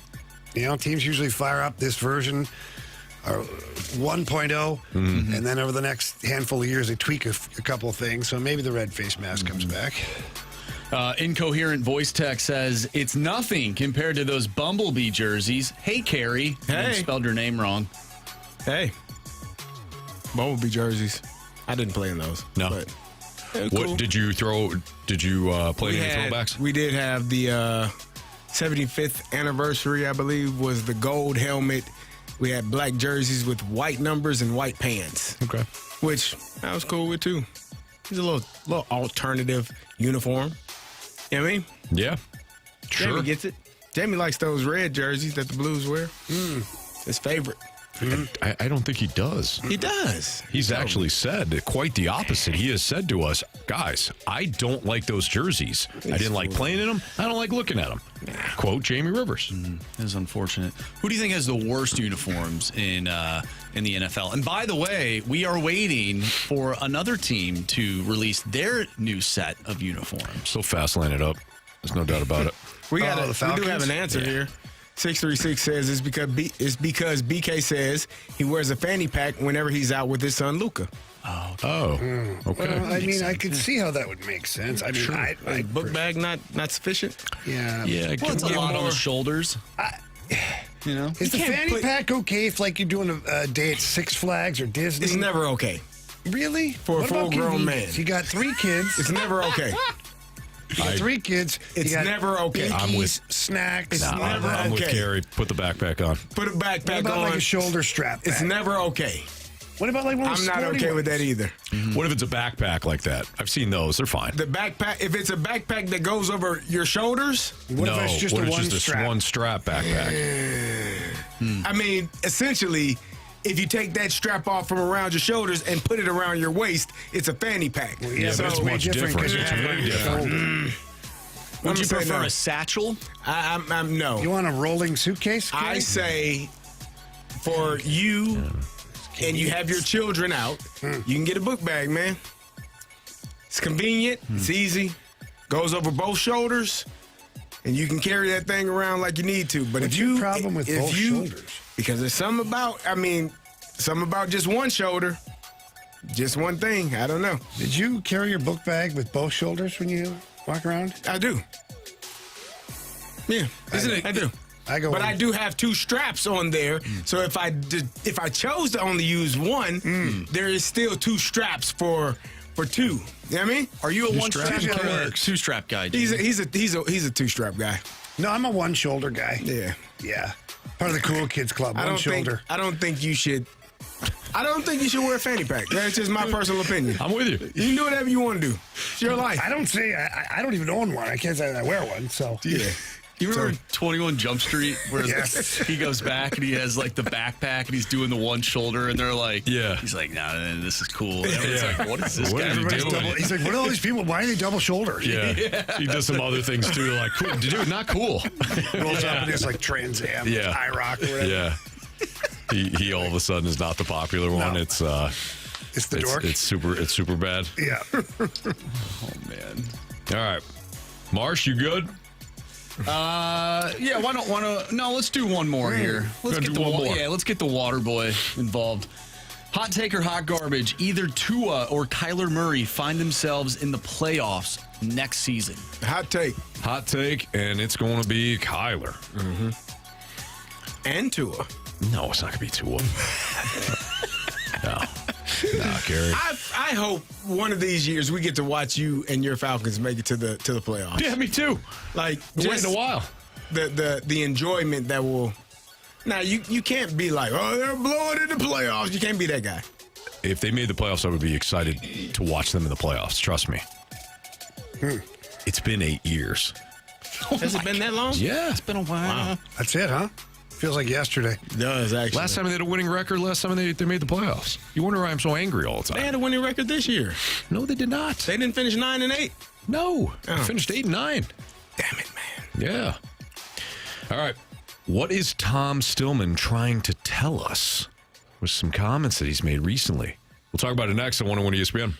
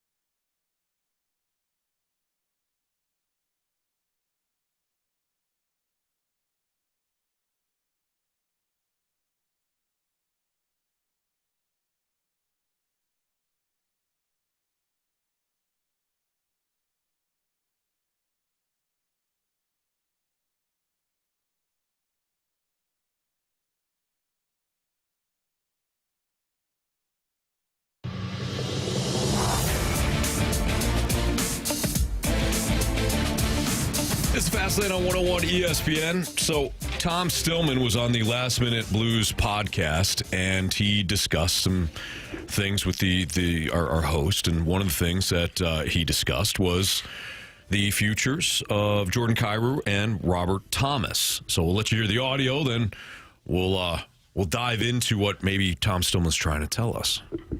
You know, they are, the veteran core now. We need to have them fill those roles and become effective every night and team players about making sure that they're doing their jobs, but also making sure that the team is succeeding and that they're making other people better as well. And that's the culture that we need to get back to. And, you can bet that will be a focus of Alex Steen, and it's certainly a focus of Monty. And, and those, now smaller core of veterans, and for the most part younger veterans, that's what we need. Okay, so what do you guys think he's trying to tell us with the Jordan Kyrou and Robert Thomas statements? I believe he's trying to tell us that they're not going anywhere. That this is their team now, and they have to right the ship and become what they need to be good leaders and good trendsetters within their own group. That's what I get out of that. Doesn't sound like he's saying we're still looking for our leadership. He's saying it's moved on now, and these guys now have to do that job. Yeah, you're the captain now. Yeah, pretty much. Maybe. Yeah. Or one of them. Yeah. I felt like he didn't say much of anything in terms of, I think it was intentional. I didn't think he wanted to be overly committal to, yes, these guys are where they're here. But I didn't hear him sound like he was very committed to the idea of them being here forever if that opportunity, if something else comes up. That's it's hard, kind of how I viewed that. It's hard because, or listen to that. Based on the track record here, nobody's here forever. True. So I mean, we all perish at some point. Yeah, Jamie. this is true. I meant part of the team. Death, taxes, and... But, your broader spectrum, you're right. Yeah. Yeah. Yeah. That turned dark. No, Carey, it's fine. Sorry. Marsh, you think there's more to it?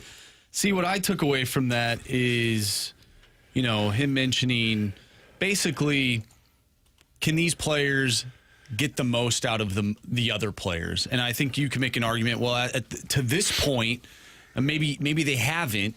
I look at this stretch of games since we'll just say since the trade deadline,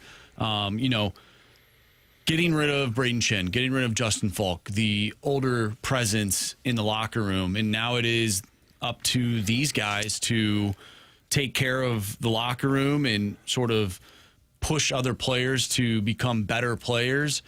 And I think, at least in this stretch of games, just my opinion, Robert Thomas has done that. Mm-hmm. I don't know if Jordan Kyrou has necessarily done that.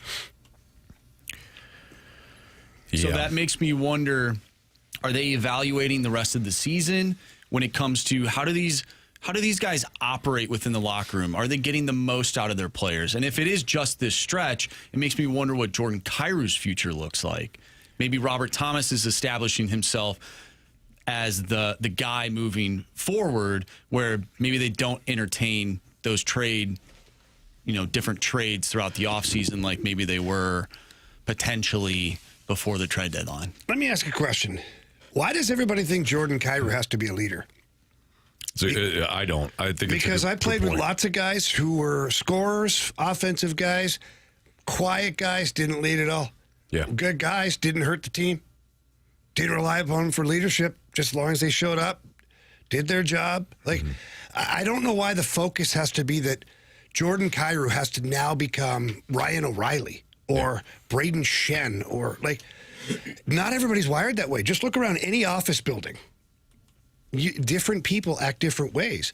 Just because someone's not a leader doesn't mean they're not doing their job every day. Mm-hmm. But they may not be the first ones to call a meeting and talk to everybody about improving things or let's do this better. Right. But they'll show up to the meeting and do their part.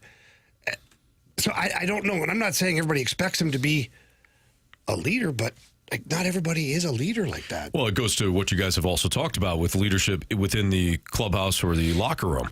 If you're doing it in a manner when you're not really a leader, it's going to come off as disingenuous. You might get laughed at. You may be like, who the hell is this guy trying to be? People just don't follow. Right. So this is where I think people get kind of misled. I'm not saying, Marsh, you're I'm not even referencing Marshy at all. I'm just not saying even talking about leadership. I'm talking about on ice performance. But Jamie did, so I just want to make sure that I'm not crossing the streams here. Ghostbusters style. We don't want to do that. I think some people feel as though that if you are making a certain amount, you're among the top paid players on the team, you have to be a leader. But as Jamie just noted, it doesn't work that way. You're making what you're making because that is what the market told the team that signed you you're supposed to make. But do people think Vladimir Tarasenko was a leader? I don't know.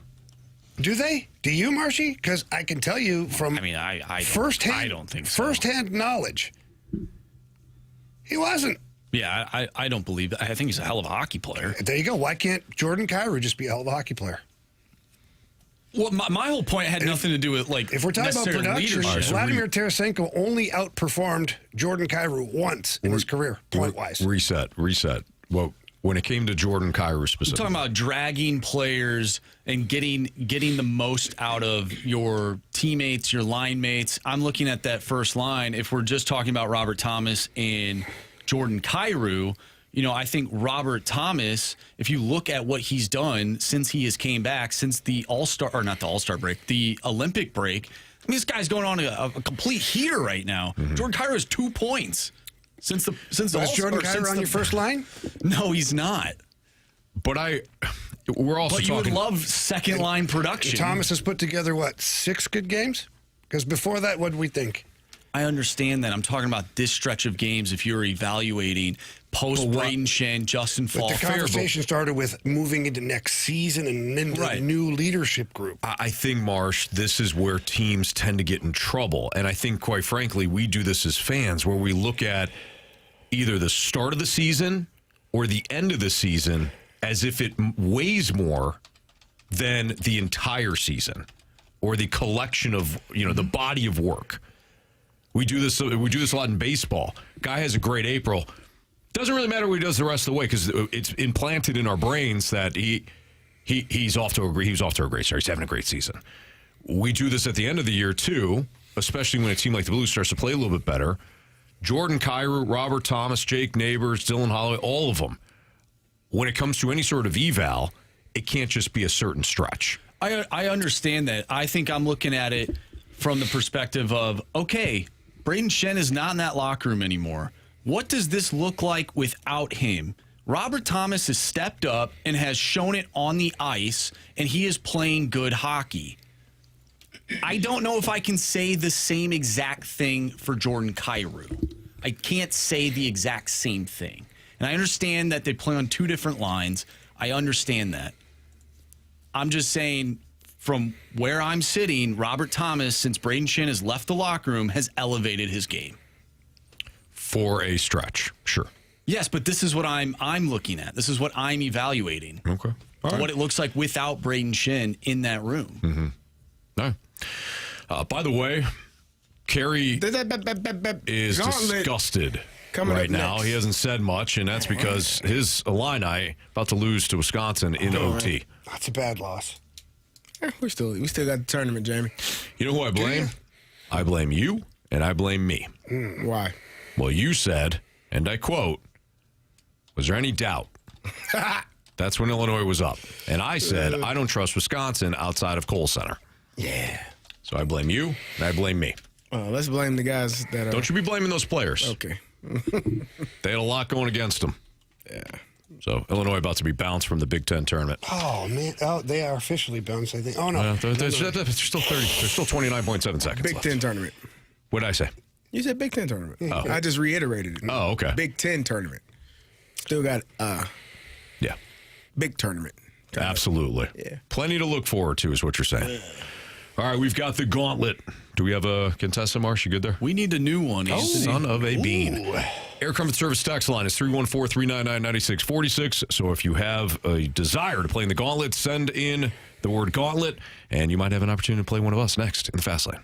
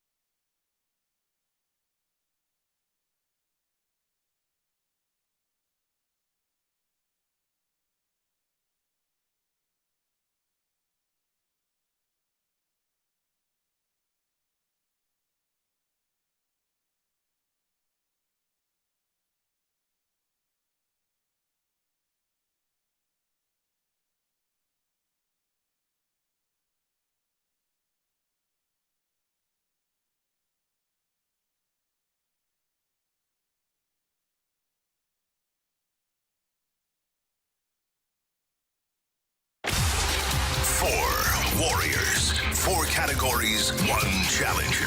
Can you survive the Gauntlet? Brought to you by Blue Note Roofing. Roofing, siding, and gutters. Visit BlueNoteRoofingSTL.com for a free inspection. I just had one of those moments where I had to ask the same question 9 times because my brain was already moving on to something else. It's okay, buddy. Man. Do you need to know the name of the Gauntlet? No, we got Steve on the line. What's up, Steve? How we doing, guys? We're doing great, man. Appreciate you listening. Happy Friday to you. Would you like to take on Andrew Marsh, Carey Davis, Jamie Rivers, or me in the Gauntlet? I think I want to take on Carey Davis because I know he's going to be pretty distraught right now. Oh. Nonetheless, Carey Davis. Good luck, Steve. Thank you. Good luck to you. Thank you. Steve, right. I'm admiring some of your Photoshop work. It really is pretty funny. I really enjoy it. Keep up the good work, buddy. Will do. All right, so Carey's now in the cone of silence, and he's hopping mad because his Illinois Fighting Illini are likely going to lose in overtime to Wisconsin. They're down by 2, but Wisconsin, I think, is going to the line here, so not a lot of time left. Steve, go ahead and tell Marsh to spin that wheel. Spin that wheel, Marshy. What category are you hoping for? Oh, you know better than that. Let's just say basketball. Okay, there you go. Oh, Yeah, I like played, it. Steve.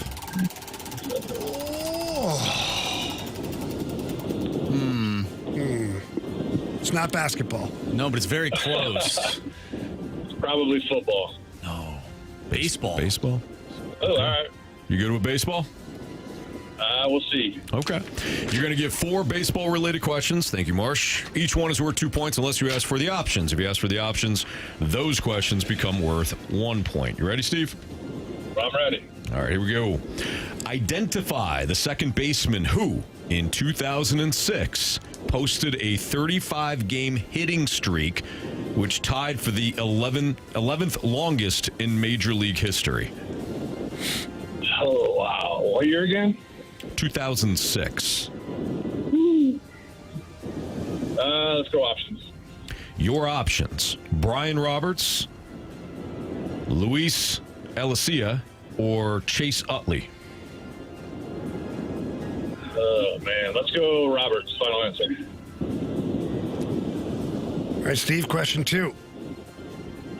On March 9th, 2019, Mike Martin became the first ever college baseball head coach to break the 2,000 win mark. Can you tell us the program with which he was associated for 47 years? Sorry, guys. You cut out in the beginning there. Can you repeat the question? Yeah, no problem. On March 9th, 2019, Mike Martin became the first ever college baseball coach to break a 2,000 win mark. Can you tell us the program with which he was associated with for 47 years? Let's go options. Was it Florida State, Virginia Tech, or LSU? Man, obviously, I think I want to go LSU, but I'm going to go Florida State. Final answer. Question number 3. University City, the U-City product, Bernard Gilkey played on some solid Cardinals teams and had a huge year for another franchise in 1996. Name said club. Oh, God. What year again? Bernard Gilkey? Oh, my Lord. Bernard Gilkey, 1996 was the year. Wow. Man.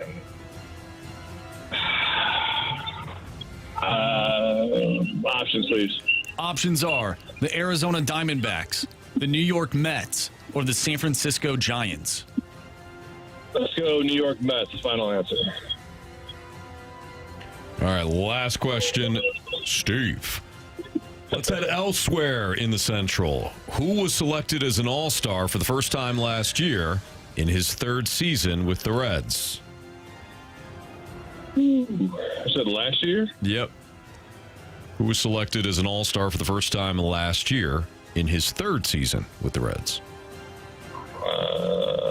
Man. Options, I guess. Man, it's killing me.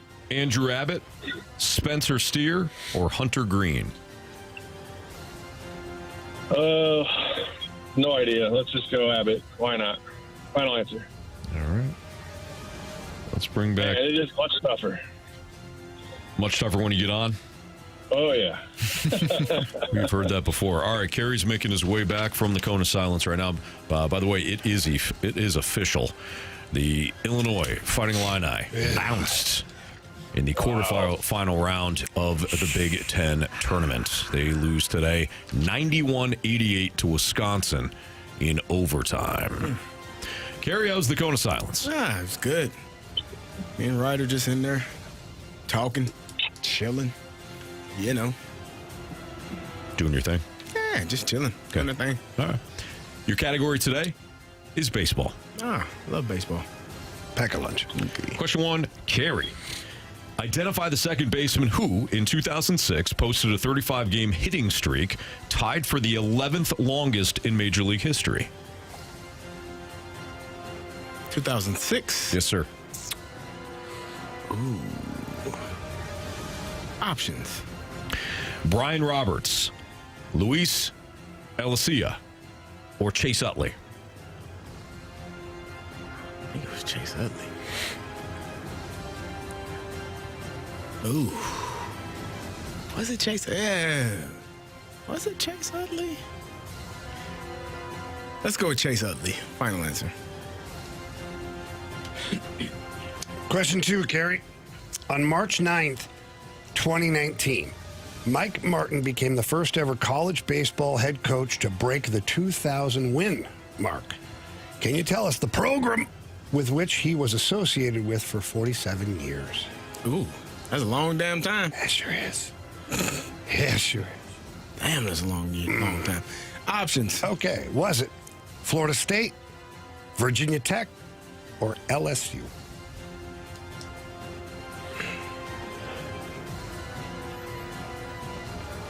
LSU. Final answer.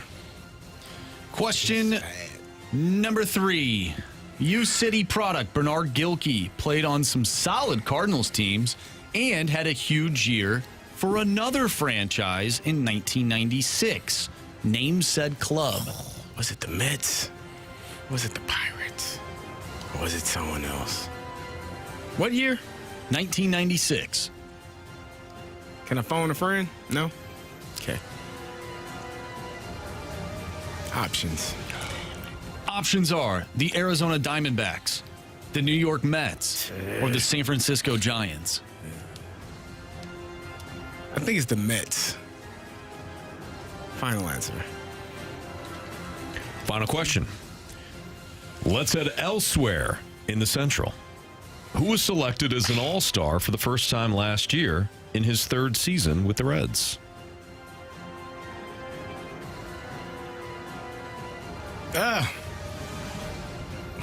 Options.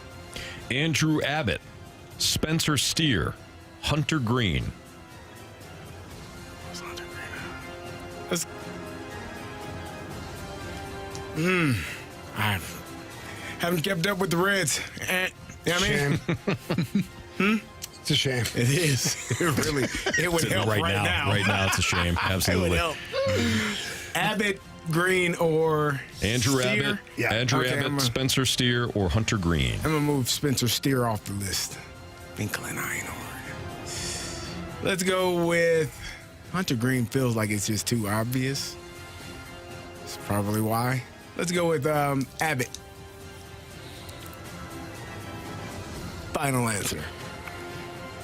Oh, this is terrible. This feels bad. Let's go right down the list, Anthony. Let's go right down the list. Oh, no. But in reverse. Oh. Jinx. You owe me a soda, Anthony.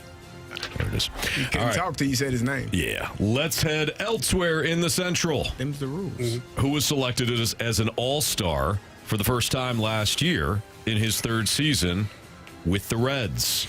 We just heard Carey choose Andrew Abbott. Steve also went with Andrew Abbott. Correct answer is Andrew Abbott. Well, we get a 1-1 tie between Steve and Carey.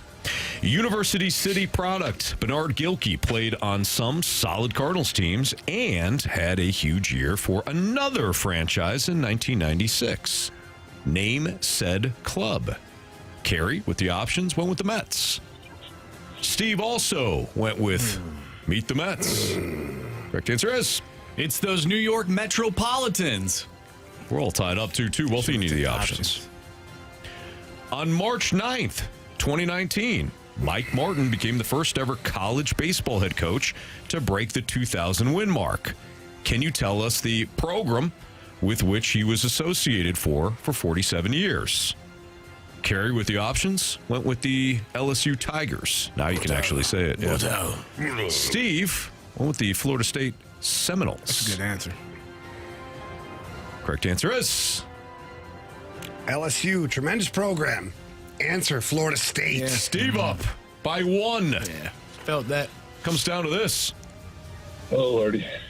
Identify the second baseman who, in 2006, posted a 35-game hitting streak, tied for the 11th longest in Major League history.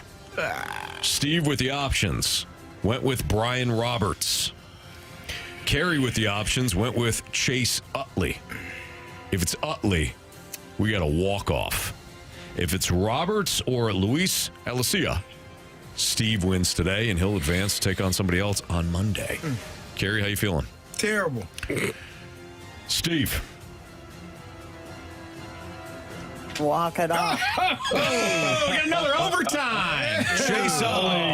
Oh, Marsh. Of course. What? Of course. Oh, wow. We got another overtime. Oh, Illinois. What wasn't Oh, that man. reference Too to, soon? huh? That Illinois? was too soon. Unfortunate. All right, this is how it's going to work. Sorry. That's all good. I'm just speaking Stats and facts. I thought that was our show. Carey, Yeah. you're going to hold Hold on, off. Carey. I'm sorry, Steve, you're going to hold off on your answer. You're going to write down yours, Carey. So while CD's writing down his answer, Steve, you hold off. And then when we go to you, we'll need your answer quickly. Closest to the pin wins today. Everybody good? Good. Here we go. Cincinnati ace Hunter Green has undergone surgery to remove bone chips and loose bodies from his right elbow. Injuries also limited him to a career low number of starts last season. How many times did Green take the ball for the 2025 Reds? Carey wrote down his answer. What's yours, Carey? He even circled it. Okay. Steve, what is your answer? Let's go 10. Final answer. All right. Carey, you wrote down 12. We just heard Steve say 10. Jamie, how many starts did Hunter Green make for the 2025 Reds? 19. Steve. You have chosen poorly. Well done, Carey. He got his Illini didn't prevail in OT, but he certainly did. Absolutely. Yeah. Steve, sorry, man. He got you today in the tiebreaker round. Have a great weekend. We appreciate you listening. Thanks for playing today. You guys as well. Appreciate all you guys. Keep everything going. And Carey, better luck next year. Thank you. Losing the big tournament too. I'm a Duke fan. Sorry, I got there. Oh, man, you got a rough one last night. Or a close one. Yeah, at it least. was close. It was close. Man, yeah. All right. Thank you guys. Good luck, Steve. Thank you. Good job, Steve. Carey, nice job, man. Thank you. Oof. It was close. That was closer than I wanted. That was a tough Chase one. up. You were better in overtime than other people today. Yeah, I know. You know what? I just Really? I still warm. because I'm hurt, I almost said something, but then I would have been hurt. I would have hurt everyone else taking when I was the- just trying to hurt him. You're taking the. You know what I mean? I know what you're going to say. You do know what I was going to say. I do too. And I'm glad you didn't do it. I Okay? kept it to not myself. necessary. Yours wasn't either, but hurt people hurt That people. was topical. It just happened. Yeah, that did too. Good vibes surrounding that club, too. All right. Who are we talking about? Don't worry about it. Nah, don't worry about it. I missed it. He mentioned an overtime loss, but he didn't want to say anything because that wouldn't just hurt Jamie. It would hurt a lot of people. Oh, It's it would hurt Falcons fans. no. I don't know why it wouldn't. They lost in the Super Bowl in overtime. Yeah. He took that out Another on you. swipe on me. Yeah. Seriously. Oh, he's talking about the other team that lost. Yeah. Okay. Yeah. Speaking of losers, Team Canada. They did lose. yeah. Yeah. They also lost in overtime. There's a lot of teams losing in overtime. Yeah, it's a thing. It's a thing in sports. Could Miami of Ohio's loss impact the local teams? Gary had this thought yesterday and he dove back into it. Uh-oh. We'll talk about it next on 101 ESPN.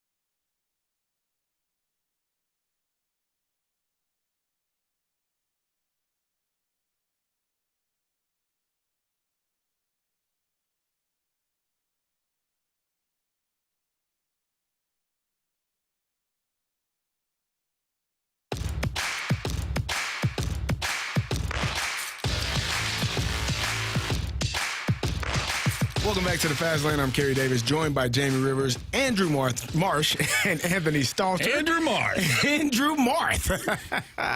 Andrew Marsh and Anthony Stalter. And I had this thought earlier today. I was listening to, Anthony texted us earlier about how SLU was struggling in their game, came back to win the game. But I had this thought about Miami of Ohio's loss in their MAC tournament and how impactful it could potentially be for SLU and or Missouri. And the reason why I thought about that is because right now, Miami of Ohio was undefeated going into their tournament, rolling through, and the expectation was they would get the automatic bid because they would win the MAC tournament. Well, they didn't. And so someone else is going to be the MAC champ, earning that automatic bid, which means Miami of Ohio still potentially will get into the tournament because they only have one loss at this moment. With that being said, if SLU somehow, even though they faltered a little bit earlier, they stumbled out of the gates, they were able to come back and win that game. But if SLU struggles and ends up losing and not making it to the A-10 tournament or winning the A-10 tournament, do you see a potential where SLU could potentially be out or maybe Mizzou could be out? Because right now, and you missed it, there are going to be two MAC teams in the tournament. Yeah. That was never the plan. Going to be two of them. If SLU does not win their tournament, do you believe that there will also be two Atlantic 10 teams in the tournament? I have a hard time believing that. But if there are someone else, not enough seats for enough teams. I think Mizzou's in danger here because of what you just described. Now, a team that quote unquote wasn't expected to be in. Correct. Now will be in. Akron, for example. Right. If that's the case, I think Mizzou's in more trouble than SLU is, because even if SLU makes it to the A-10 championship and they lose, maybe they still have a shot. Enough of a resume to get in. I don't know if Mizzou does after getting bounced without a win. Round? Was it second round? It was their first game. Yeah. The second round. It was quarterfinal. Correct. If you look at all the projections, Mizzou now, or at least one of them, I should say, Joe Lenardi, Mizzou at the start of the day was a last four in. Correct. Which means they would play either Tuesday or Wednesday next week in one of the play-in games, and they would have to win that one to get into the NCAA tournament. I don't know. I think I find that very interesting because, like I said, the MAC championship or lack thereof for Miami of Ohio can play a huge role in SLU if they don't win the A-10 tournament, or Mizzou if SLU doesn't win the A-10 tournament. It's it's a domino effect of how it could. Illinois, they lost today. They're still at, I think, firmly a 3 seed at worst, maybe now a 4 seed, but they're still in the tournament. They've done enough throughout the entire season to be into the tournament. But Missouri and SLU, if SLU doesn't win the A-10 tournament, they put themselves in jeopardy of being out, or again, Mizzou being out. Yeah, I think that's a real possibility. Now, SLU will take on Dayton tomorrow. How did they lost to Dayton the last time they played them? That was kind of the beginning of some issues for SLU. Now, for me, it was the Rhode Island game. That's the game I was thinking about earlier. It was Rhode Island. So it wasn't Dayton. It was Rhode Island when they had the turnovers. Okay, gotcha. That was the game where then they won their next game. I don't remember by how many. VCU, and they came from. They were down in that game. They were down bad, and then they got on that late run. They won 88-75. Yeah, so it was the Rhode Island game that started kind of the spiraling out of control for them at this point. In fairness to SLU, they also beat Dayton 102-71. Okay, so they split the two games. But yeah, the last time that these two teams played, Dayton won. That tomorrow is a noon tip-off on CBS-SN.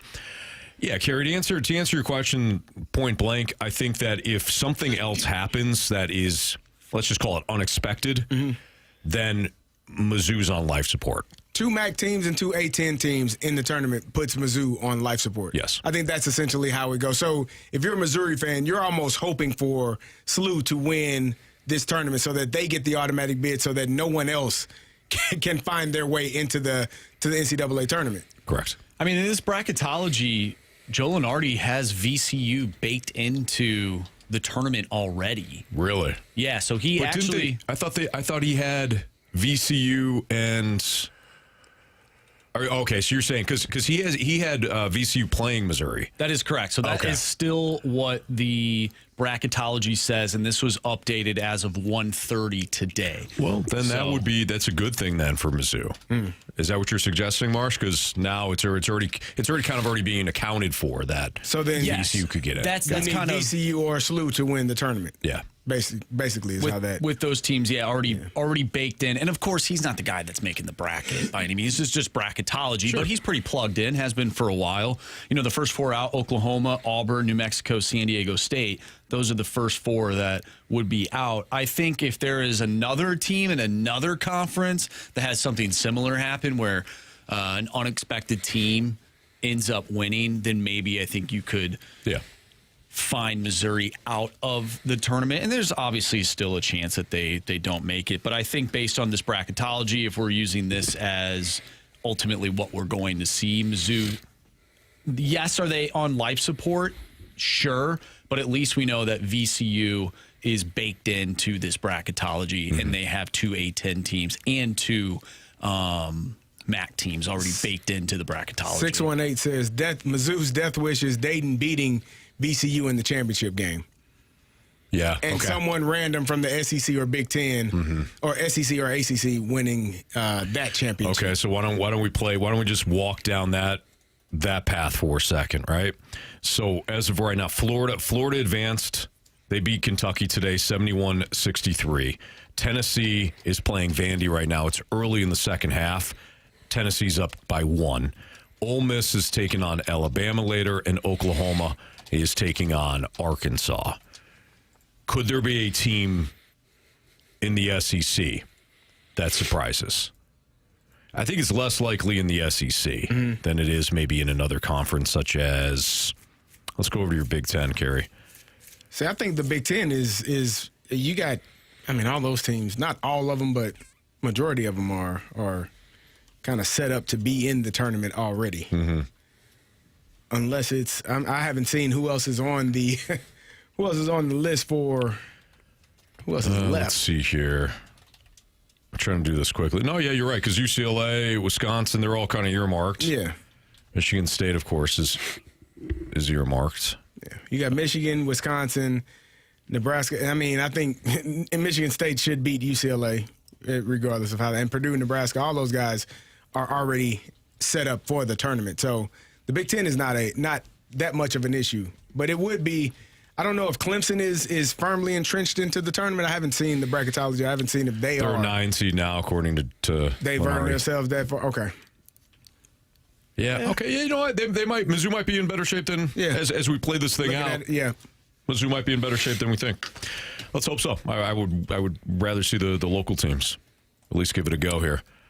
Yeah, it'd be fun to see those guys in, both teams. Both teams in, absolutely. No matter how long it is. Even Illinois, I'd love to see them as well. Still make the tournament? Yeah, local flavor in there and have some fun. We'll see if they have what it takes. We'll see if they have the resume. Yeah, we'll see. After the loss today. It's a tough one. And Texas is also one of those first four teams, or one of the last four teams in the bracketology. Mizzou had a better resume than Texas did in terms of the SEC standings and whatnot. So if anybody's going to fall, it's going to be probably one of those teams.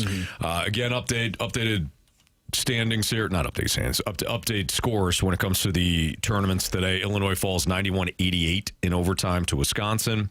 Michigan holds on to beat Ohio State 71-67. I'd mentioned the Florida win over Kentucky. That was 71-63. SLU had to storm back in the second half, and they take down George Washington 88-81 after trailing George Washington 48-34.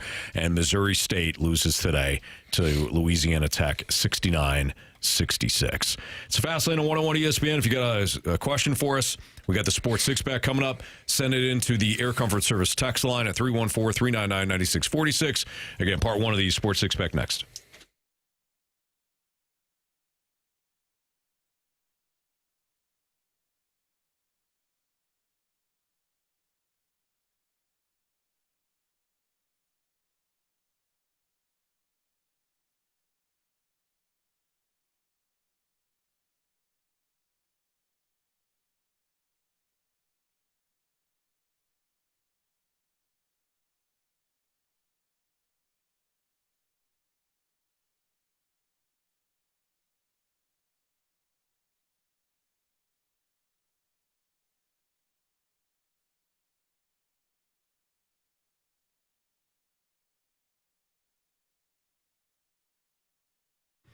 Hey, Stalter back with you for my friends at Mosby Building Arts. You know, when people make a large investment in their home, such as remodeling a kitchen, of course, you want it done right. You want it done right the first time.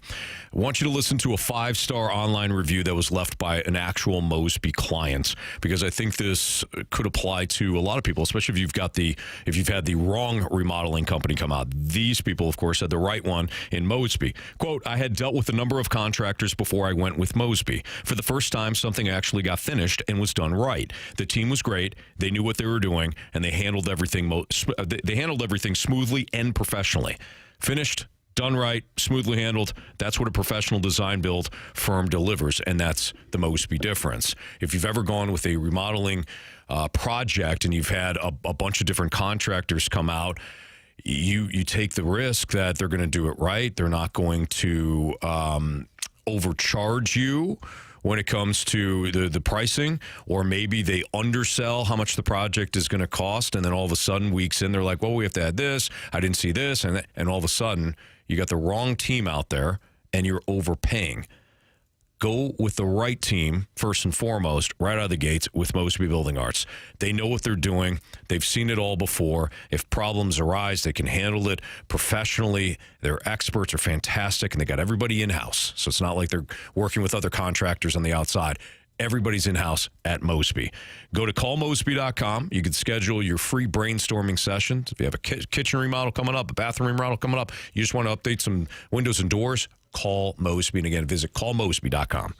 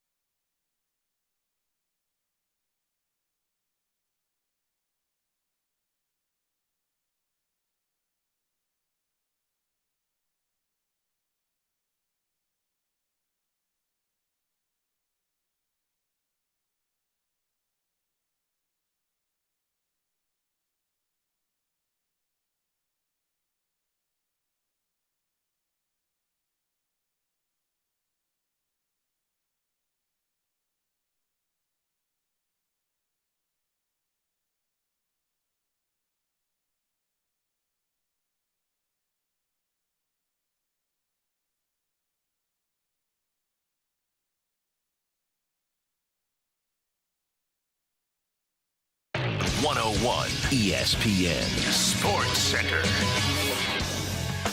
I'm Andrew Marsh. It's time for a Sports Center update brought to you by Saliga Heating and Cooling. The Blues pick up a 3-1 victory over the Carolina Hurricanes last night. Blues back in action tonight, taking on the Edmonton Oilers. You can listen to that game right here on 101 ESPN. Pregame starts at 6. Puck drop is at 7. Coming up next, we have our Sports Six-Pack. So if you have a question you want to send our way, do so using the Air Comfort Service text line, 314-399-9646. We'll answer your questions next. I'm Andrew Marsh, and this Sports Center update is brought to you by Saliga Heating and Cooling, a Daikin heating and air conditioning dealer.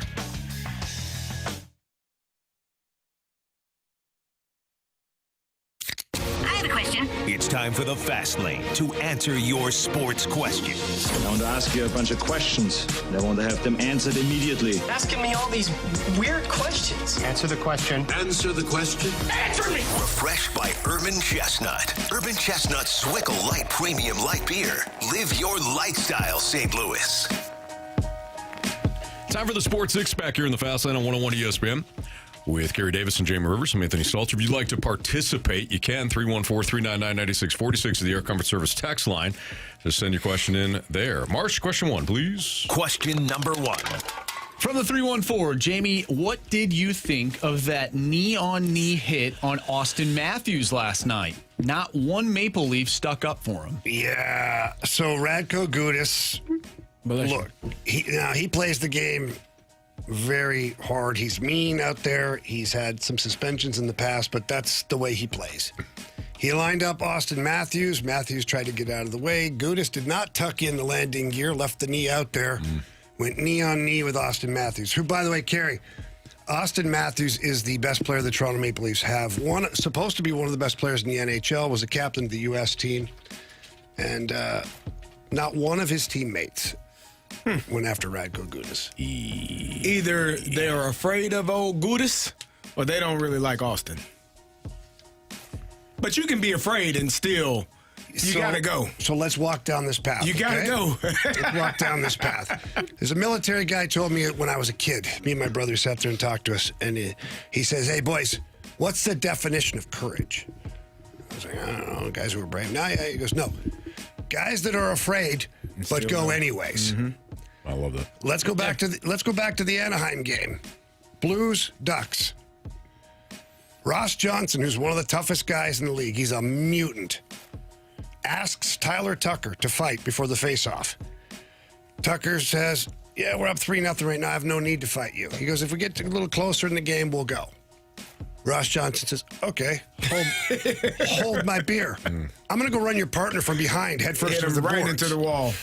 And so then Tyler Tucker, when you see the replay, he's going back for the loose puck. Doesn't even touch the loose puck. Turns and goes straight at Ross Johnson. I remember that. Let me tell you, Tyler Tucker, not thrilled that he has to answer the bell there. But what did he do without hesitation? Went straight there. Went straight there, hung in there, took a really good one at the end. But it doesn't matter. He was there for his teammate. He was there for Justin Hull, who has played one game with the Blues. Who ran played right into the wall, too. The whole year in the minors. Not a star player. And Tyler Tucker answered the bell immediately for his teammate. Austin Matthews, once again, one of the best players in all of hockey, took a knee-on-knee from Radko Gudas, and then not only did his teammates not do anything, they lied about it. William Nylander says, I didn't really see it. They have pictures of him staring at it and then looking at the ref putting his arm up, calling a penalty. So if you didn't see it, why are you telling the ref it's a penalty? Morgan Rielly is staring straight at it when it happens. And it's one thing not to do anything in the moment, but then to realize it and then later not do anything about it. Like, nobody else paid a price. Like, why did some of their top players not pay a price later on in the game? This is a team that is headed in the wrong direction. Craig Berube was asked about it after the game, and he said flat out, all four guys should have been in there doing something. That's disheartening. It's brutal. As a teammate, like, I remember in practice, we had a teammate that the defense they were taking shots. Willie Reed, he was a receiver from Florida State. And they hit Willie It wasn't even live. They hit him once. He got up, dusted it off. Hit him again. It dusted off. Third time, I went and grabbed, I think it was Ike Taylor, and said, if y'all hit, hey, like, we're not gonna do that. Enough. Like y'all not bullying nobody out here. You're not gonna punk anybody out here. Stop. Or I'm gonna start hitting y'all ass. Like, because it's not a live period, but you're taking and it wasn't big hits, but it was just cheap shots, knocking them down. Yeah. And so for me, I don't know. I think as a teammate, if you don't stick up for your teammates, we can't be friends. We damn near don't want to be a teammate with you. Well, he's a captain, too. Yeah. Like, it's just crazy that there was no response. And then people wonder why the Maple Leafs haven't been able to do anything. Can you imagine if that was the Florida Panthers and somebody went knee on knee with Barkov or Tkachuk or Reinhart?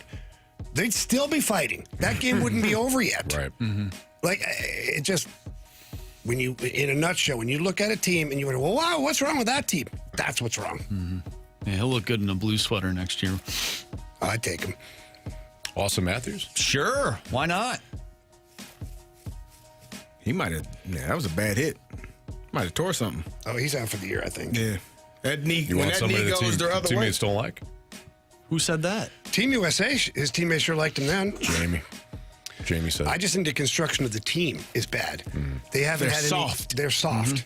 That's what he's saying. Gotcha. Yeah. They're soft. Not necessarily Austin Matthews isn't liked. 10-4. Those guys were crap scared Yeah. and said, maybe somebody else will do it. All right. And nobody does it. No.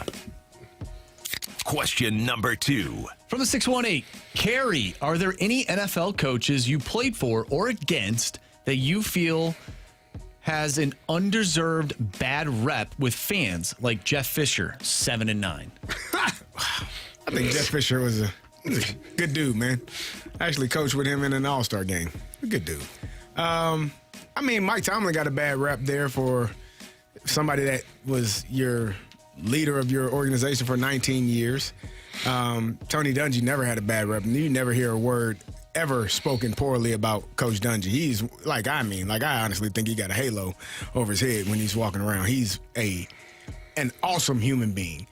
Mike Singletary, I didn't coach. He wasn't a head coach. He was an assistant coach for the 49ers at the time. But he became a head coach for the 49ers. I think he probably got a really bad rep. I think he was a really good coach.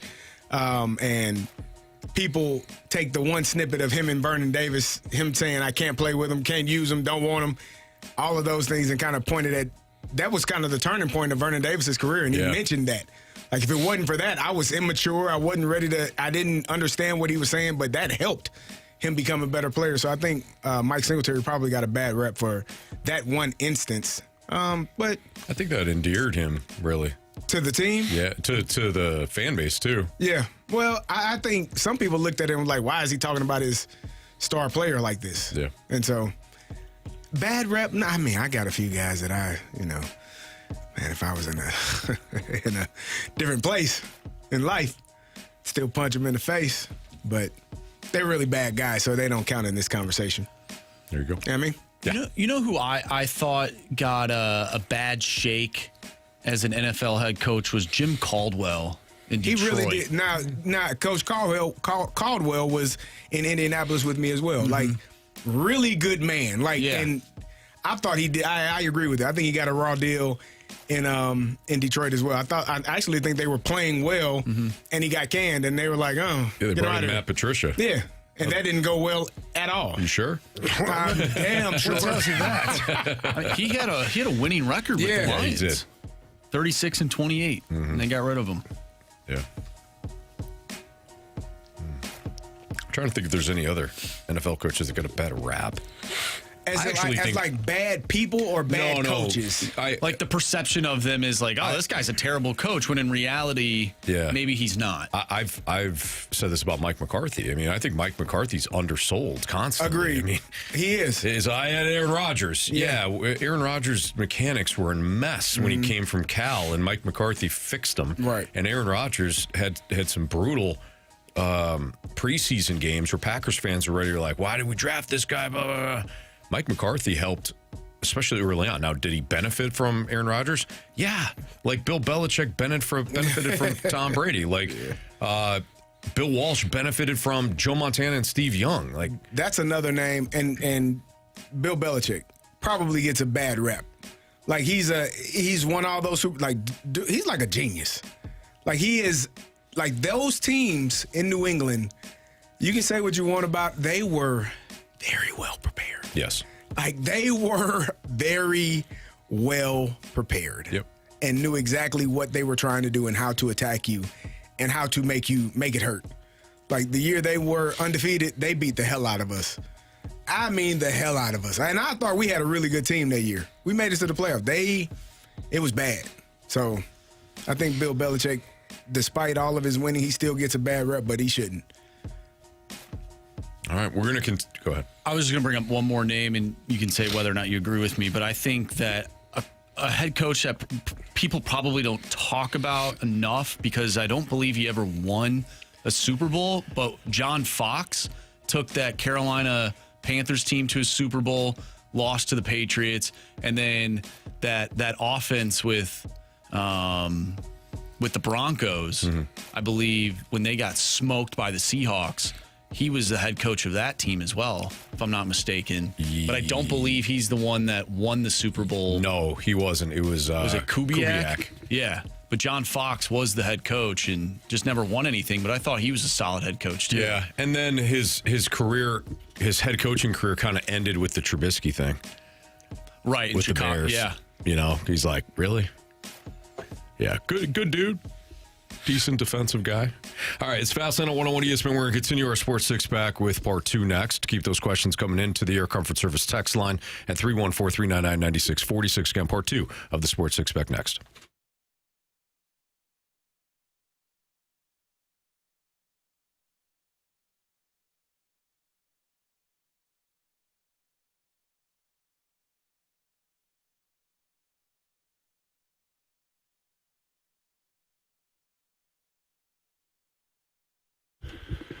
Well, it's Friday night. What better way to get the weekend started than to fire up an ice-cold Zwickle Light from my friends over at Urban Chestnut. I've talked to a couple of friends already. We're going to watch the Blues game tonight. Kick back, kick our feet up, sit out on the deck, and watch that while enjoying some Zwickle Light. They've got cans, and now they've got bottles. The cans are fantastic. Outside, around the pool, the bottles, ooh. Put them on ice. Get them in a bucket. Enjoy that with your friends and your family. And it's not even just for special occasions or anything at all. Just anytime is great for a Zwickle Light. It's a really great light beer that's crisp, clean, refreshing. It's only 95 calories, only 3.7 carbs, but packed full of flavor. And that's the difference. Most light beers don't taste like anything, more like water. This tastes like beer. I love it. Zwickle Light is the best. It's a beer that's brewed by St. Louisans for St. Louisans over there at Urban Chestnut. Highly suggest you go pick some up on your way home tonight. You will absolutely love it. For any more information regarding any of the products or events going on at Urban Chestnut, visit urbanchestnut.com. Remember, keep it light and keep it local.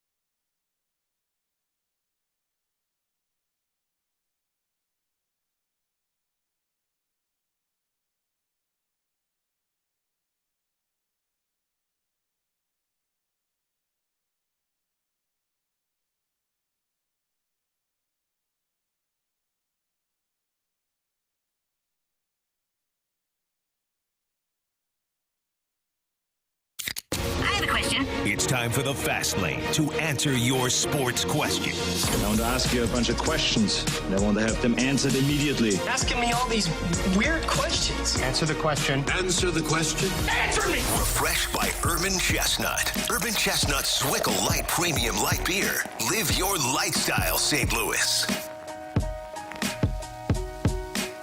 It's Fastlane on 101 ESPN. Part 2 of the Sports Six Pack is right now. So if you got any questions, 314-399-9646, the Air Comfort Service text line with Carey Davis and Jamie Rivers and Anthony Stalter. Marshy, question 3, please. Question number 3.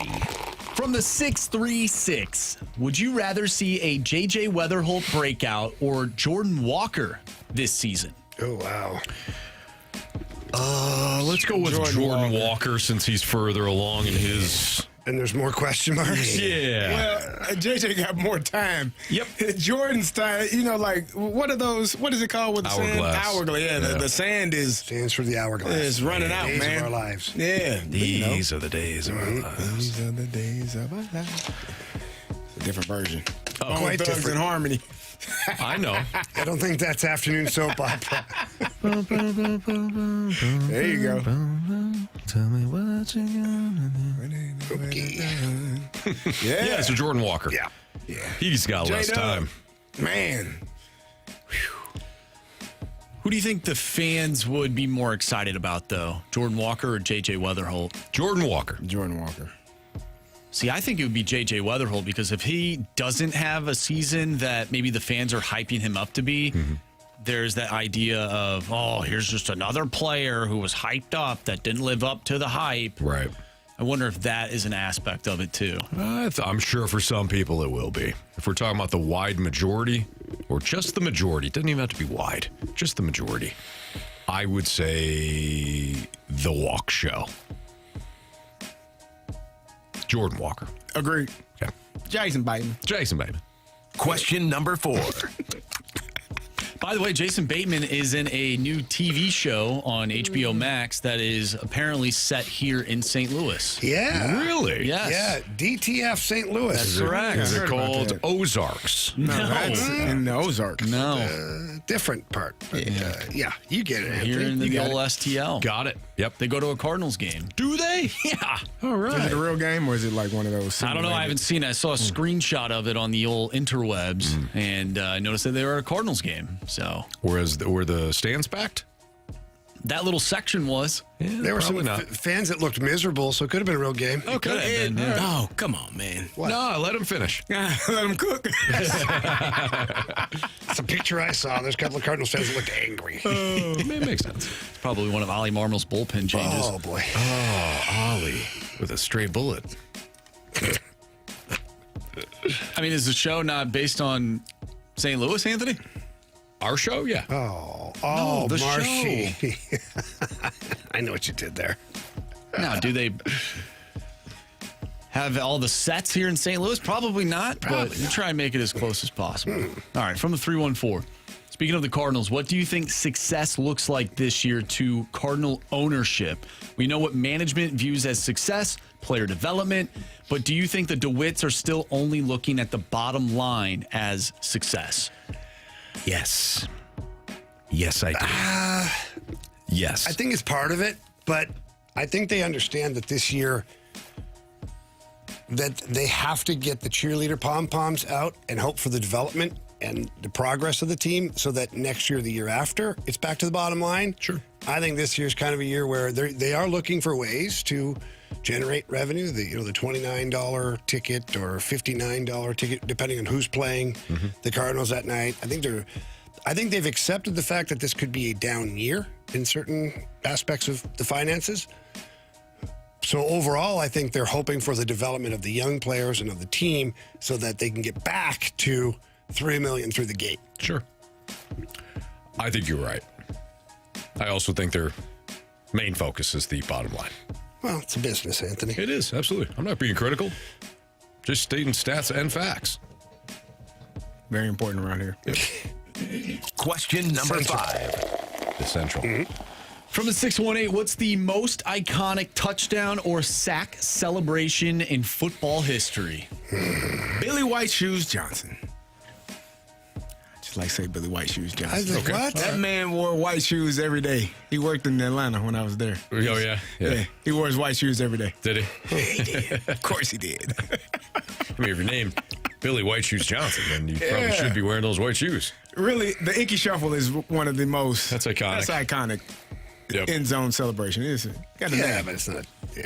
Are we looking Inky for Shuffle. like a repeated touchdown celebration or one that had happened maybe once? Like I think of Terrell Owens going to the star at midfield and getting rocked. Who rocked him? What about the Randy Moss? You want me? I know. You want me to tell you? 3, 2. George T. Oh, sorry. We're doing it together. I thought you wanted me to answer before the time ran out. You wanted. I thought the timer was running out. I got nervous. A little miscommunication there. Had to pull I the thought we were going to do it together. George T. That's a safety for the Cowboys. He hammered T.O. when T.O. did the look up to the star. So it was not him showing up the Cowboys. George, I forget George's last name. He's the receiver coach. Teague. No. Oh. He was the receiver coach for the 49ers at the time. He was also a receiver coach in Atlanta, I believe. But he said I think they had chapel the night before, and the pastor or the person that came and spoke was telling them, the reason why the roof is open is because God is shining down or smiling down. Yeah. That's an open. So when God wants to watch his favorite God wants to watch his team. favorite team. So Right. that was T.O. celebrating to God. He wasn't even looking. So he had to run purposely over to the star and because do it? that's where it was right underneath. So he was giving glory the first time, and then Emmitt Smith scored, and he took it personal. So he went and slammed the damn ball down with his helmet off. I'm sure she should have got a penalty. And then T.O. was like, oh, well, okay, now it is about y'all. The next time he scored, he went again, and that's when George T. tried to knock him out. Yeah, I liked football then. Oh, you like football now. I do like it now, but that was there's nasty stuff. You mentioned the Randy Moss, the mooning at Lambeau. Just a disgusting act. Oh, yeah. Come on, man. Everybody was so appalled. It's ridiculous. And of course, there's a story behind that, too, because anytime opposing players would pull up in the team buses, the Packers fans would moon them. Correct. Which is why Randy faked mooned. He didn't even pull his pants down. I was a little disappointed. I thought if you're going to commit. Yeah. You know? Joe Buck, he what's he going to say? went a little overboard. He did. That is a disgusting act. I had a teammate do something for a while, too. Well, good boy. Yeah. I like to the Browns. Use your imagination. Man. Oh, boy. I don't think we have to. Yep.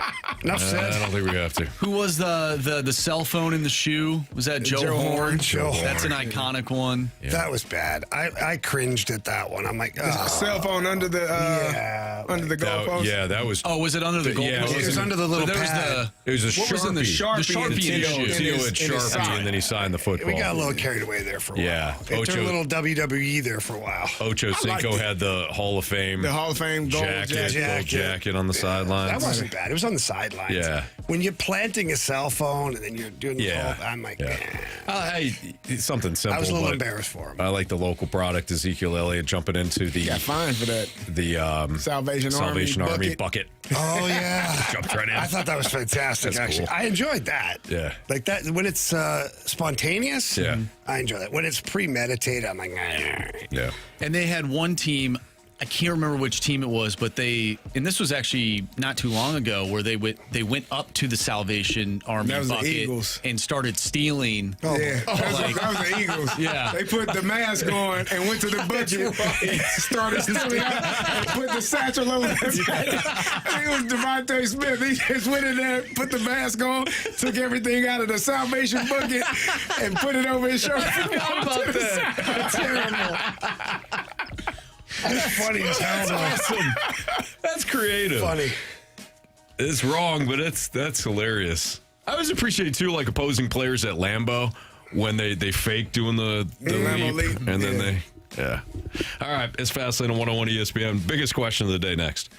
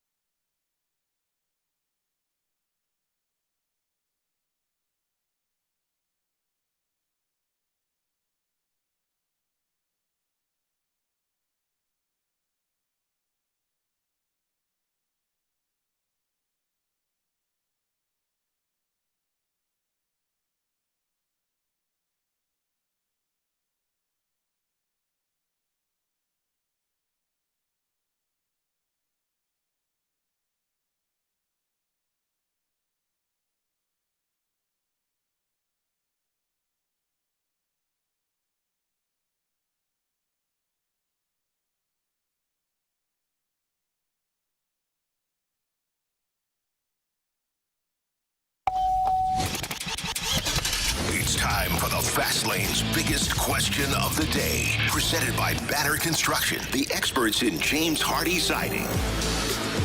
Hell no, I didn't answer no text or no call or anything. I want the top pick. That's what I want. We know that the only way to get one is to draft one because we know that the Blues are not going to sign or trade for one. I mean, they didn't do anything to get Matthew Tkachuk when he was available. They're not going to do anything when Brady's available. You got to draft that stuff. And so this was the best year to get a top pick. And we know they're going to mess that up. So enjoy the 15 to 25th pick, and he better be a stud, or we'll be firing Steen and Army. Wow. Jeez. That was the 6-1 Hayes. That's hard to believe. Did he just fast lane up? Because this is the same individual that often promotes win and only winning. Mm-hmm. At all costs. For my local teams. And he's saying, this Blues team's got to lose. Did I hear that right? You might have heard it right. Did I hear that right? The 6-1 hate. Who gets pissed at us anytime we don't hammer a losing effort or cause. He is now promoting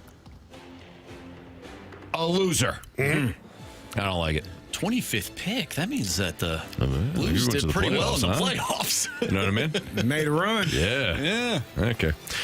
So, guys, biggest question of the day. As I was watching the game last night, I found myself in a spot where I'm like, this is kind of weird. Because most of the season, I have been very frustrated, like other Blues fans. Expectations certainly not met. But when Jimmy Snuggerud is dancing between three defenders, including one of the best defensemen in ever, Bob, scoring the way he is, Dylan Holloway driving the offense, looking good again, Robert Thomas on a bit of a hot streak himself, I find myself feeling hopeful. Is it weird to be just hopping mad and also like, I kind of like the future of this team? It's kind of a weird spot to be in. Do you guys feel similarly when you're watching this Blues team? Like, hey, you know what? I see a lot of hope. But just a couple of weeks ago, I was like, tear it down. Yeah. I think everybody was. It's weird. I mean, including maybe the front office. Yeah. I mean, when you're trying to trade off major pieces of your team, you're not really telling the whole world that you're happy with what you're seeing or the direction that your team's going in. And you're telling your team we're going to ride it out and see where we end up picking. Read between the lines on that one. Right. And now here you are, 6-1-1 your last 8. I mean, you got to be happy with what you're seeing. And I can understand that some people are probably conflicted. Well, there they go, screwing it up again. Athletes are wired to go out there and try to win the game. You can't make this up right now. You've got Theo Lindstein playing his third NHL game tonight in ever. Stenberg, Dvorak, like you've got every young guy that you in your organization that you have talked about is playing now. And you're still winning. So at what point do you start to go, well, you know, it is what it is. And kind of like what I'm seeing out of these young guys, we're winning with them. Robert Thomas is stepping up, to Marshy's point. He's playing great hockey here recently. Holloway, Snuggerud. Like, at some point, you just got to be like, it is what it is. Yeah. Because teams are not wired to go out and lose. Even if the management or fans or whoever want them to so-called tank, the players aren't wired to tank. So just enjoy the ride. I like it. I agree. As a player, we'll never just say we're not going to compete or not going to give good effort, because that's your film, that's your resume. Sure. Like that's what, when you try to get another job, that's the resume that they want to see. It's not a piece of paper. It's when they turn on the film, were you giving effort every opportunity that was given to you? And if not, then I don't want to hire you. Right. So, or I don't want to pay you. So, which is the same thing. It's the same thing. So I think that right now, for me, I said this a couple of days ago. I think I said it earlier this week. The level of frustration that I had is what the hell? What are we waiting? Why? Why is it taking so long to gel or to play in this manner, this way, like to be able to claw back into a game, to be able to be outshot and looking like it's over. And then you find a way to be the more aggressive team, be the better team for 2 of the 3 periods. That's the frustration for me. But it's damn fun to watch. Like I can't pretend like it's not fun or not excited to watch it. It's just why can't you do this sooner? Yeah. And maybe it's simply guys were injured. Maybe injuries. Maybe it's the injuries that people deal with that we don't know, right? Because everybody is dealing with something. And then it gets to the point where, okay, I can't go anymore. But when you're kind of dealing with some nagging things, you don't play as well, or you're not as good, or you're more limited than you may have even thought you were. Dylan Holloway, prime example, he takes some time off, boom, he's playing outstanding. Snuggerud had to miss some time. Give him the puck. He let him shoot. Mm-hmm. Right? Robert Thomas has dealt with some injuries. He seems to be pretty healthy right now. So maybe the injuries that they were dealing with, the nagging injuries, the small, minor injuries that we don't know about, maybe that impacted it, but it's fun right now. All right, let's light the lamp because we got our guy, Jeremy Rutherford, coming up. Yeah, we're going to do it. Even though it's a formality. And a couple of guys can really shoot the puck. Shoot! I must confess you scored first. Well, who was the first person? Breakaway! Shoots! Score! We got hockey to learn. All right, Jamie, just go. What's wrong? Well, Just we're go, all man. disappointed. What are you disappointed with?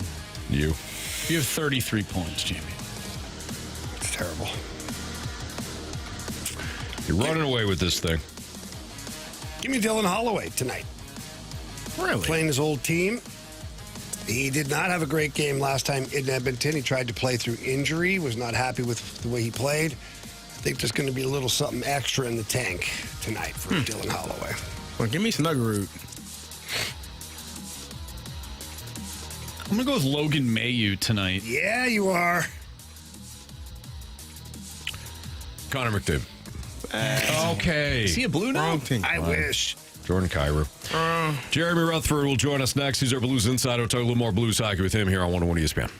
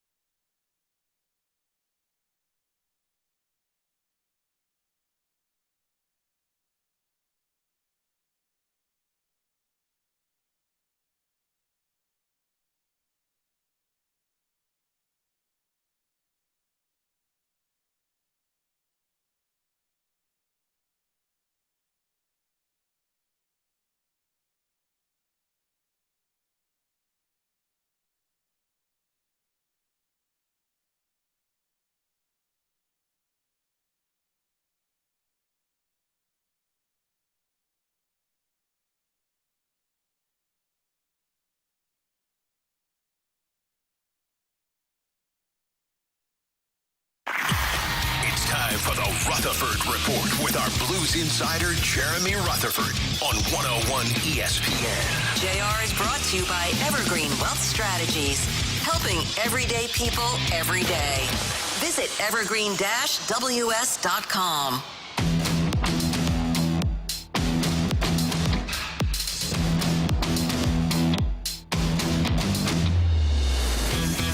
Fastlane at 101 ESPN with Carey Davis, Jamie Rivers, I'm Anthony Stalter. Let's head to the Collier and Thompson phone line. We're joined by our guy, Jeremy Rutherford of The Athletic. What's up, JR? Oh, not too much. I heard the interview with the coach, and I'm just driving down to the rink so I can ask him more about this defensive scheme that Connor McDavid and Leon Draisaitl have never seen before. Yeah, were you surprised that he's cooking up something for these guys? He's got it ready. He's got it ready to go, and he's had it ready here lately here too. So things are going well for this team. Yes, certainly. And now, before we get into the recent hot stretch, I know that you put out a Part 1 State of the Blues and a Part 2 State of the Blues with Tom Stillman. What was the thing that you learned while talking to Tom Stillman, or what was the thing that you found most interesting? Yeah, a couple things. First, just hearing him talk about the retool. I understand, some people can read it and say, okay, well, there's not much more than they already knew. But, you hear from Tom a couple times a year, and we did in that piece, and we also did in the podcast. And, he just kind of took us through it and said, you make the calculated decision not to go into a full-on rebuild, that you're going to retool the team and try to stay competitive at the same time. And he said even though they had that hot streak after the Four Nations last year, they still didn't feel like they were quite there. And in the podcast, he said that he even felt that maybe some people were getting ahead of their skis in terms of how good this team could be this year. But obviously everyone, including them, thought it would be better this year. That didn't work out, so they made the necessary moves at the deadline, and now they're all excited about the young names that you guys have been talking about during this show. JR, in your conversation with Tom Stillman, what was your overall thought on, if the team is done kind of tinkering, or if it felt like there was more work to be done, including maybe even some more trades of existing players? Yeah, I think the way that Tom phrased it is that, they've made the decision, and Doug Armstrong alluded to this too, that there are some players on this roster, Riv, who are of the age that they might not be in that wheelhouse for the Blues when they're ready to be true contenders again. And so I think they've taken the steps to move them, first with Shannon Falk, and then we heard of the Colton Parayko situation. And also, there's probably some, fire where the smoke was with Robert Thomas and perhaps even Jordan Kyrou. So, obviously he didn't get into any detail in terms of, what could happen with those players. He called them, Thomas and Kyrou, those guys, the core of the team. But I think the Blues have kind of shown us the direction that they're going. So I think that we can read between the lines and see that we'll probably see some more moves this offseason with some of those guys. JR, for the second year in a row after the Olympic or Four Nations or whatever the break is, they've been playing outstanding. Is it just simply this goaltending? If they perform well, this team has a chance to win any game that they're in? Yeah, but I think this last stretch is a combination of, for sure, that's number one. It's the goaltending. The goaltending's been great with Hofer and then the way Jordan Binnington played last night, and even, since the break. But also, you've got a lot of, different faces in the lineup. I'm heading down to the rink tonight, and, I usually try to get there a little bit early and, come up with some numbers, some things that I can look at to put in a story later on in the night. And one of the things I want to look at is, since they've come back from the break, how many skaters have they used in this 6-1-1 stretch? I mean, you talk about having your captain, you ship him out, you ship out the veteran defenseman, Falk, Berggren's in and out of the lineup, Sundqvist, Walker's in and out of the lineup. You tell Druin to go grab his clothes and on the Long Island and then come back and play. And so there have been guys in and out of the lineup, and it just seems like whoever they put in there just wants to be a part of this and wants to help this team win games. So, I think they're energized by the fact that Carey, everybody's saying they can't do it and that this thing's, headed for a long off season. And I think some of these players who want to be a part of this roster moving forward are trying to prove otherwise. Jeremy Rutherford is our Blues insider with The Athletic. JR, what other young player that we haven't discussed yet has really stood out to you during this stretch?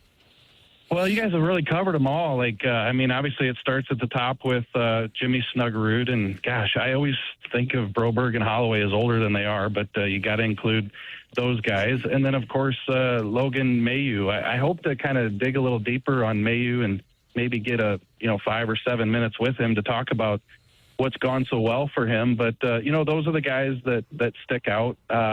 We've talked about Dalibor Dvorsky coming back from the Olympics. So I just think that when you look at this Blues team, you try to stay objective. You try to keep that reporter hat on. You try not to get too excited about prospects. How many times have we done that over the years where, you say he's going to be the second coming, and then it just doesn't work out that way most situations. But the thing I liked about the Blues and what they've built is there's just so many of them. And while they might not have that generational player, they do have a lot of talented young players, and that's what we're seeing right now. So even if they hit on 75% of these guys and, they're half as good as some people expect them to be, I really do think they've got a strong foundation. JR, what do you make of this run here that the Blues are on? Because we just went over this, and some Blues fans are upset because they wanted the higher draft pick, and then others are happy because this team is showing signs of life. Take your reporter hat off, maybe put your Blues fans hat on, and what do you think about it?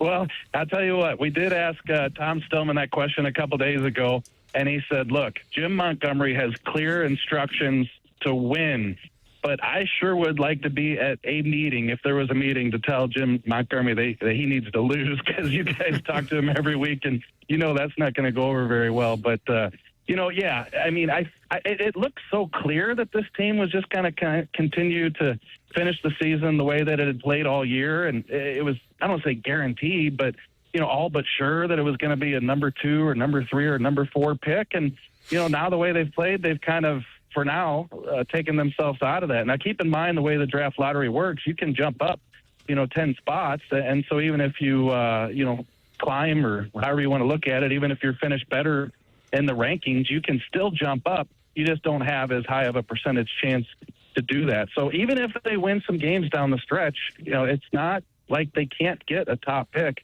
But here's the way I look at it, Riv.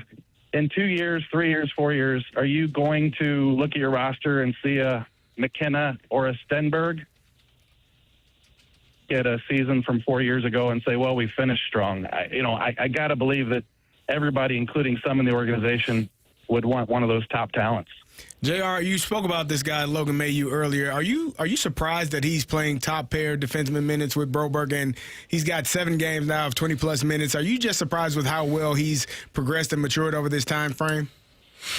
Yeah, probably, he was going to be put into a situation where he played more because of Falk leaving. I think it was always clear-cut that Falk was going to be leaving. But, how do you handle those minutes? And he's handled them tremendously. The one thing I'll say about Logan Mailloux, and I don't pretend to, know what's going on inside of his head, but even when things weren't going well, the 6 or 7 times I sat down next to his locker and just had a 2-minute chat situation. You talk to him about talking to Chris Pronger and talking to other people about his development.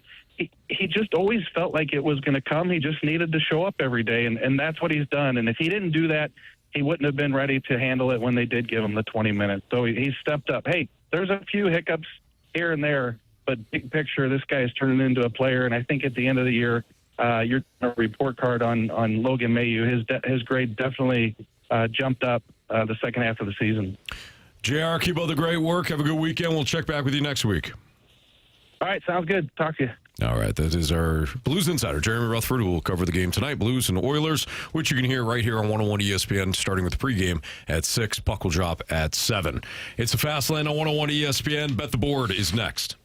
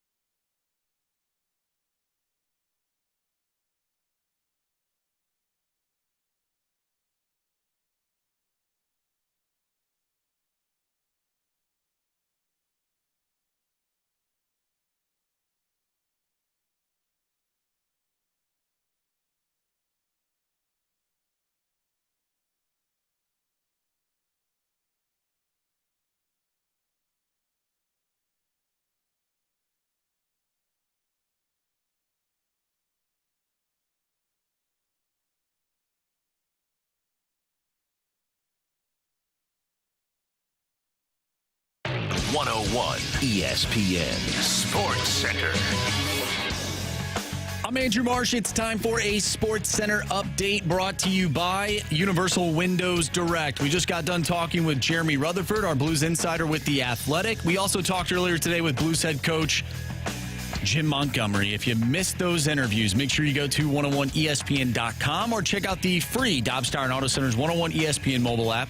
Just head to the podcast page. You'll find all of our interviews and all of our shows there. And it's all brought to you by the Schaefer Door Company. Blues picked up a win last night over the Carolina Hurricanes on the road, a 3-1 victory. The Blues are 3 points away from being the second worst team in the Western Conference. However, only 6 points out of a playoff spot. The Blues do take on the Oilers tonight. You can listen to that game right here on 101 ESPN. Pregame starts at 6. Puck drop is at 7. I'm Andrew Marsh, and the Sports Center update is brought to you by Universal Windows Direct.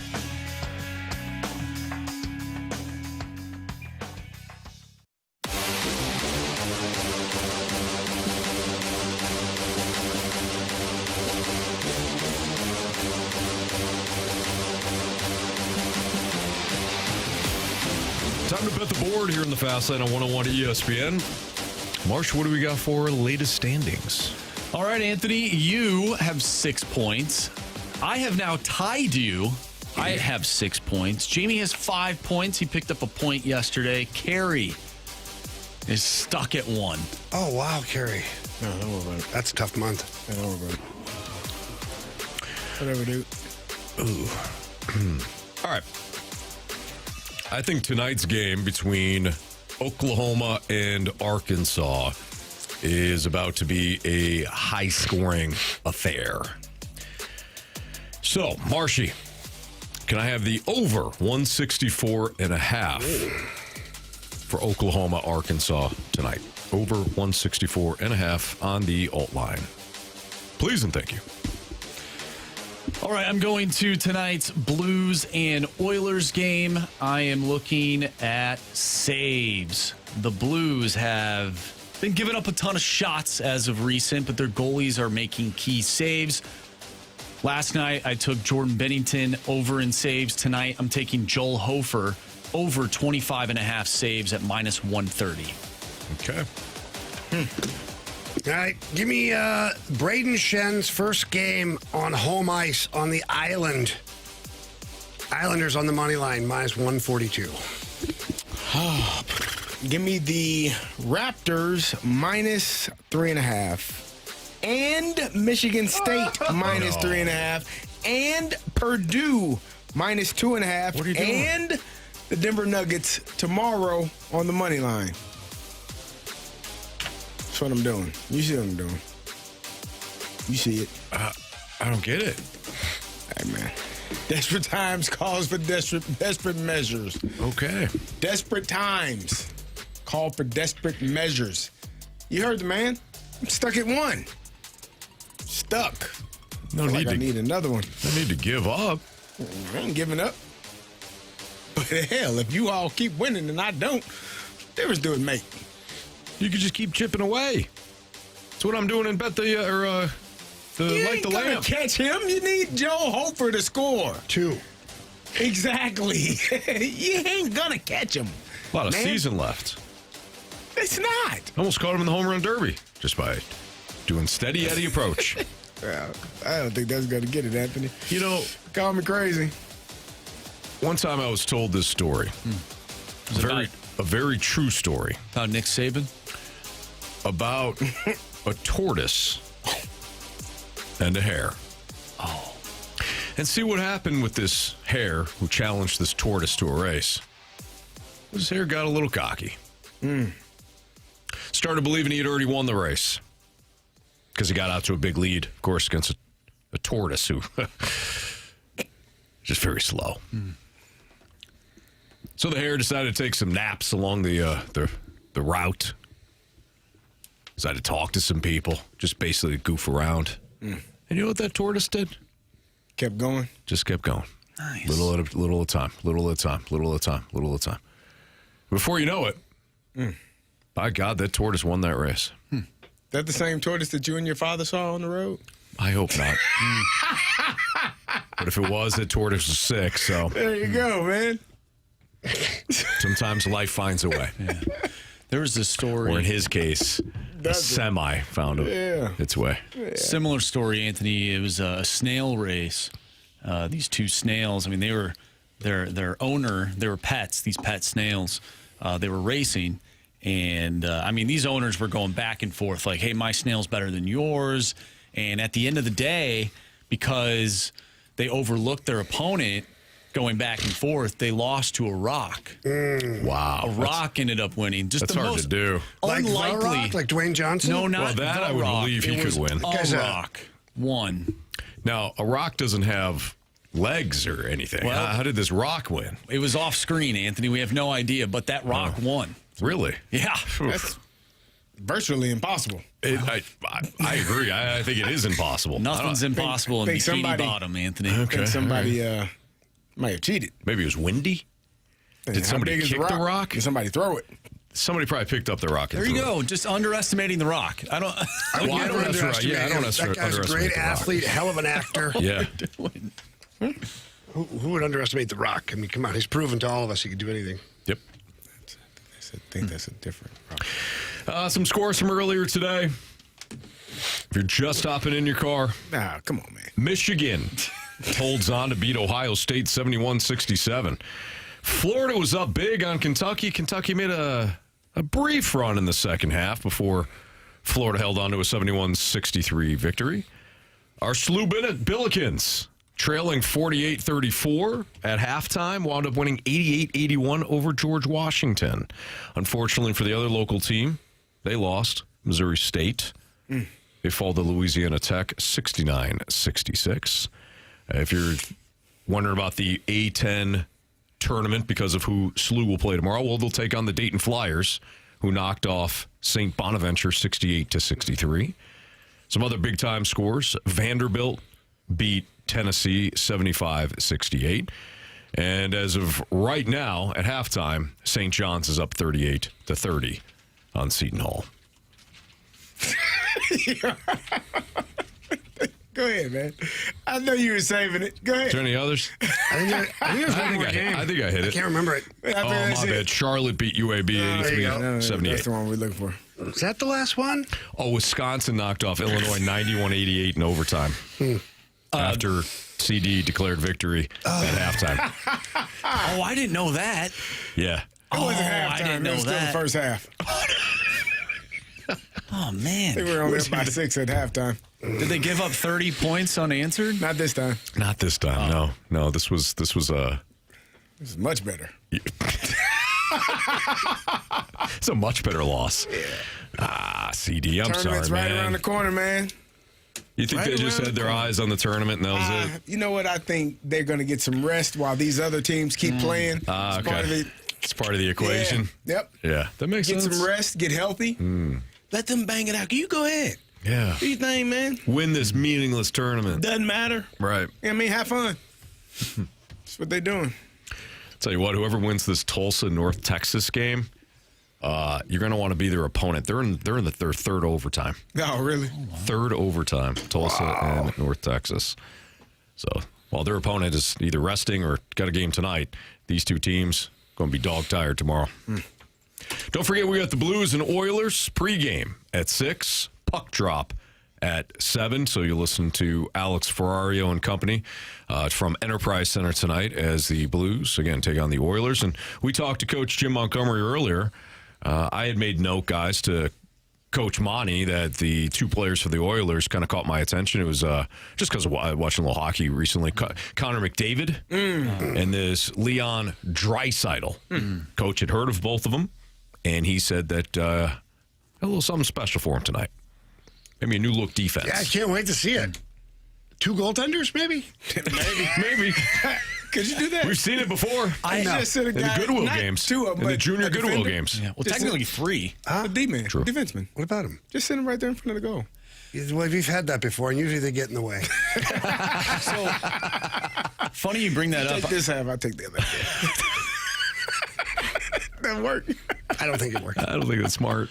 I saw on Twitter, X, whatever, somebody asked a question, why on a penalty kill, why don't they just put all 4 players right outside the crease so they can't score? I was like, I've never really thought about that. I don't know if that's great strategy, but it is an interesting thought. First thing I do is set up my partner for a one-timer right between someone's eyes. For sure. And then the next one, he ain't standing there. For sure. So go try that strategy. I mean, you see soccer players on those free kicks, man. They stand there. Yeah, they do. Yeah. They do. They put their body on the line. Mm-hmm. They do. They do. Mm-hmm. Yep. Mm-hmm. Now, soccer players are a little tougher than hockey players. Well, clearly. Clearly, you can see that every time you watch a soccer match. That soccer ball is flying. It is, yeah. Quite not a frozen puck, though. A frozen piece of rubber. Yeah. At what do you think, 105? Depending. Yeah. And the player, the moment. Yeah. I saw Tage Thompson just letting them rip like 4 or 5 of them in a row. Yeah. Like just that's fun. Lining it up. When you're that defenseman on that side, killing the penalty, and the puck keeps going back there. He was letting those go like that guy, that former hockey player, throwing punches on the golf course. Bam, bam, bam, bam. We were playing, I think we were playing Boston Ray Bourque. I was playing in Detroit. And no, it wasn't Ray Bourque. It was Don Sweeney. One of them. Anyways, playing Boston in Detroit. We're on the penalty kill. They pass it across. The guy fires a one-timer. Hits me right on the inside of the ankle. Ooh. I mean, I drop because it's like dead foot. I drop. The puck goes right back to me. He hammers the next slap shot off my head as I'm laying there. All right, Scott Sterling. Yeah, right. It was unbelievable. It was terrible. And I was like, well. And they get back to the bench. Coach is like, great job. Yeah, sacrifice yourself. I'm like, I know, because we're not putting Lidstrom in that spot. I know. Was that the name of what's his face from Goon?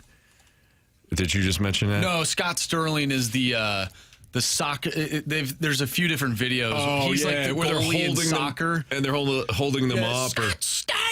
And then I think there's a volleyball one too, where it's just repeatedly getting hit in the face. That one is hilarious. And it's that one. It's a very funny video. No, what Jamie just described. I was thinking of Goon. Yeah. The first Goon. Just jamming the puck off of his face over and over and over. I couldn't stop laughing. Stepped on his ankle. He must have made like 10 saves off his face. Off his face. Yeah. Looked like a mashed potato when he was done. Good times. Good times. Fun stuff. Yeah. All right. We've got what we learned and 3 stars of the day next on 101 ESPN.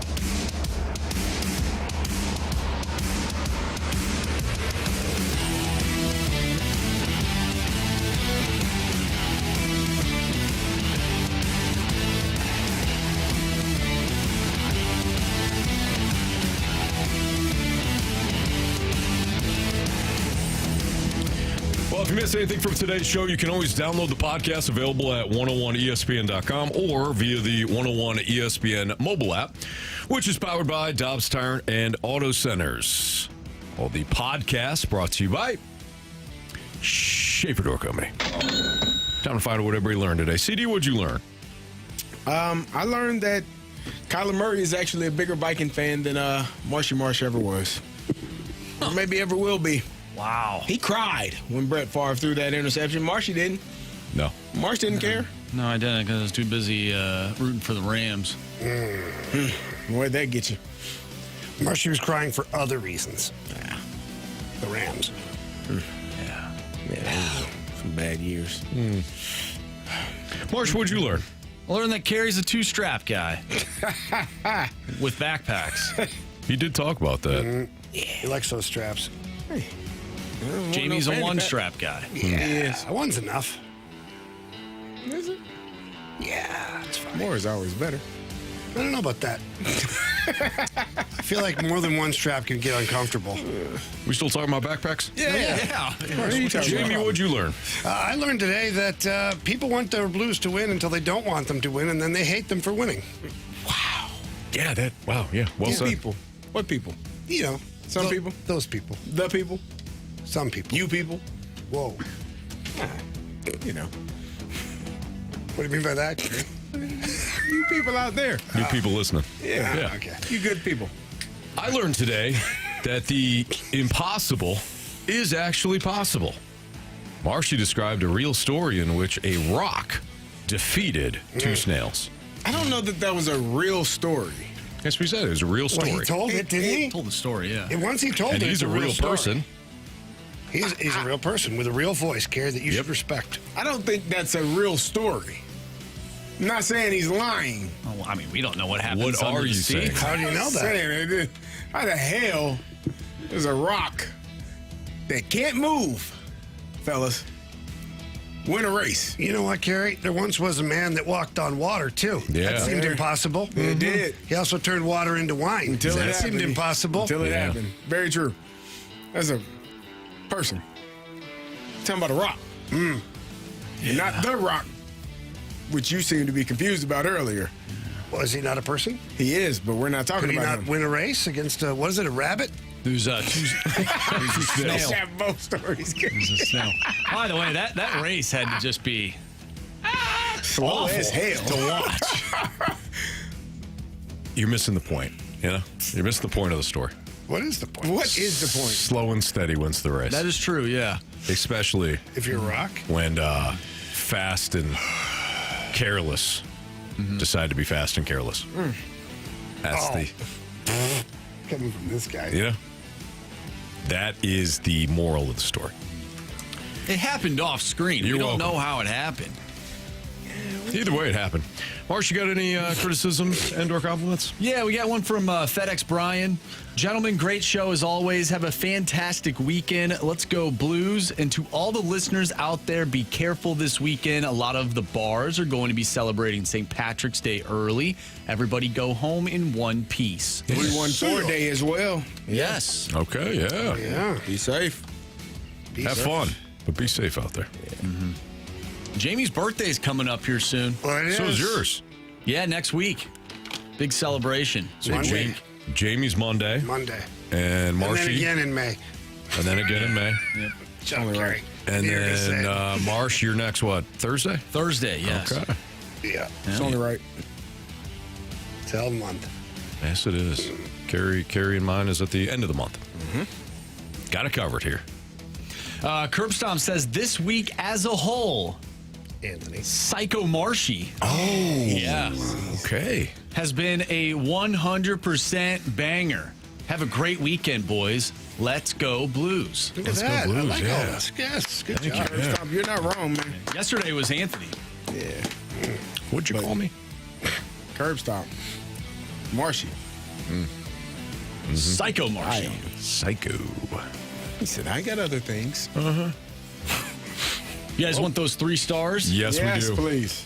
It's time for the Fast Lane's 3 Stars of the Day, presented by Circa Sports. No bet fees ever with the world's largest sports book, now at your fingertips in Illinois and Missouri. Big baseball game tonight. United States and Canada. And our 3rd star of the day goes out to America's last time. Yes. Last time they won the championship over Canada. Last time they're going to play in this year's WBC. Last time they won gold over Canada. Baseball. Weeks ago. How'd that work out last time? Won silver last time. Yeah, but they didn't play Canada in that game. No, it doesn't matter. Played a different They didn't country. win. No, they didn't. They did not win. 2nd star of the day goes out to a gentleman with a cool name. Carey, would you like to say his name? I don't remember who. Billy White Shoes Johnson. Billy White Shoes Johnson, man. You got to score that touchdown. Wore those white shoes everywhere. Billy was a cool dude. Everywhere. 1st star of the day goes out to BK's fanny pack. Man. Yes. Yeah. Don't think you should keep one. You picture your BK with like knee-length jean shorts, tennis shoes, fanny pack, high socks. High socks for sure. Indeed. And what kind of t-shirt? Or is he going like, is he trying to do like a basketball tank top to be cool? No, I think he's gone. See, this is like the Disney version. I think you're painting. Is he So wearing he's the probably ears? Disney dad ears. Yeah. Fanny pack. Yeah. Jean jorts. Yeah. And some high socks. Yeah. But like the Bermuda jorts. Yes. Yeah, got to be careful. Don't get too much sun. Yeah. Like good call. Like the John Cena jorts? Yeah. But John Cena, like this different. Those are like hip-hop jorts. BK is slightly different. What do you mean by that? Slightly different. Okay. A little reminder from Mahomes Longbody that today is Pittle's birthday. Hey, what's that, Jackson? DJ Pittles. What do you think Pittles does for his birthday? Golf, of course. Watching basketball. Basketball? No, he loves the ball. Yeah. Loves the hoop. Hoops. And multiple in a game. That'll do it for us. For Andrew Marsh, for Carey Davis, for Jamie Rivers, I'm Anthony Stalter. Blues pregame next. See you.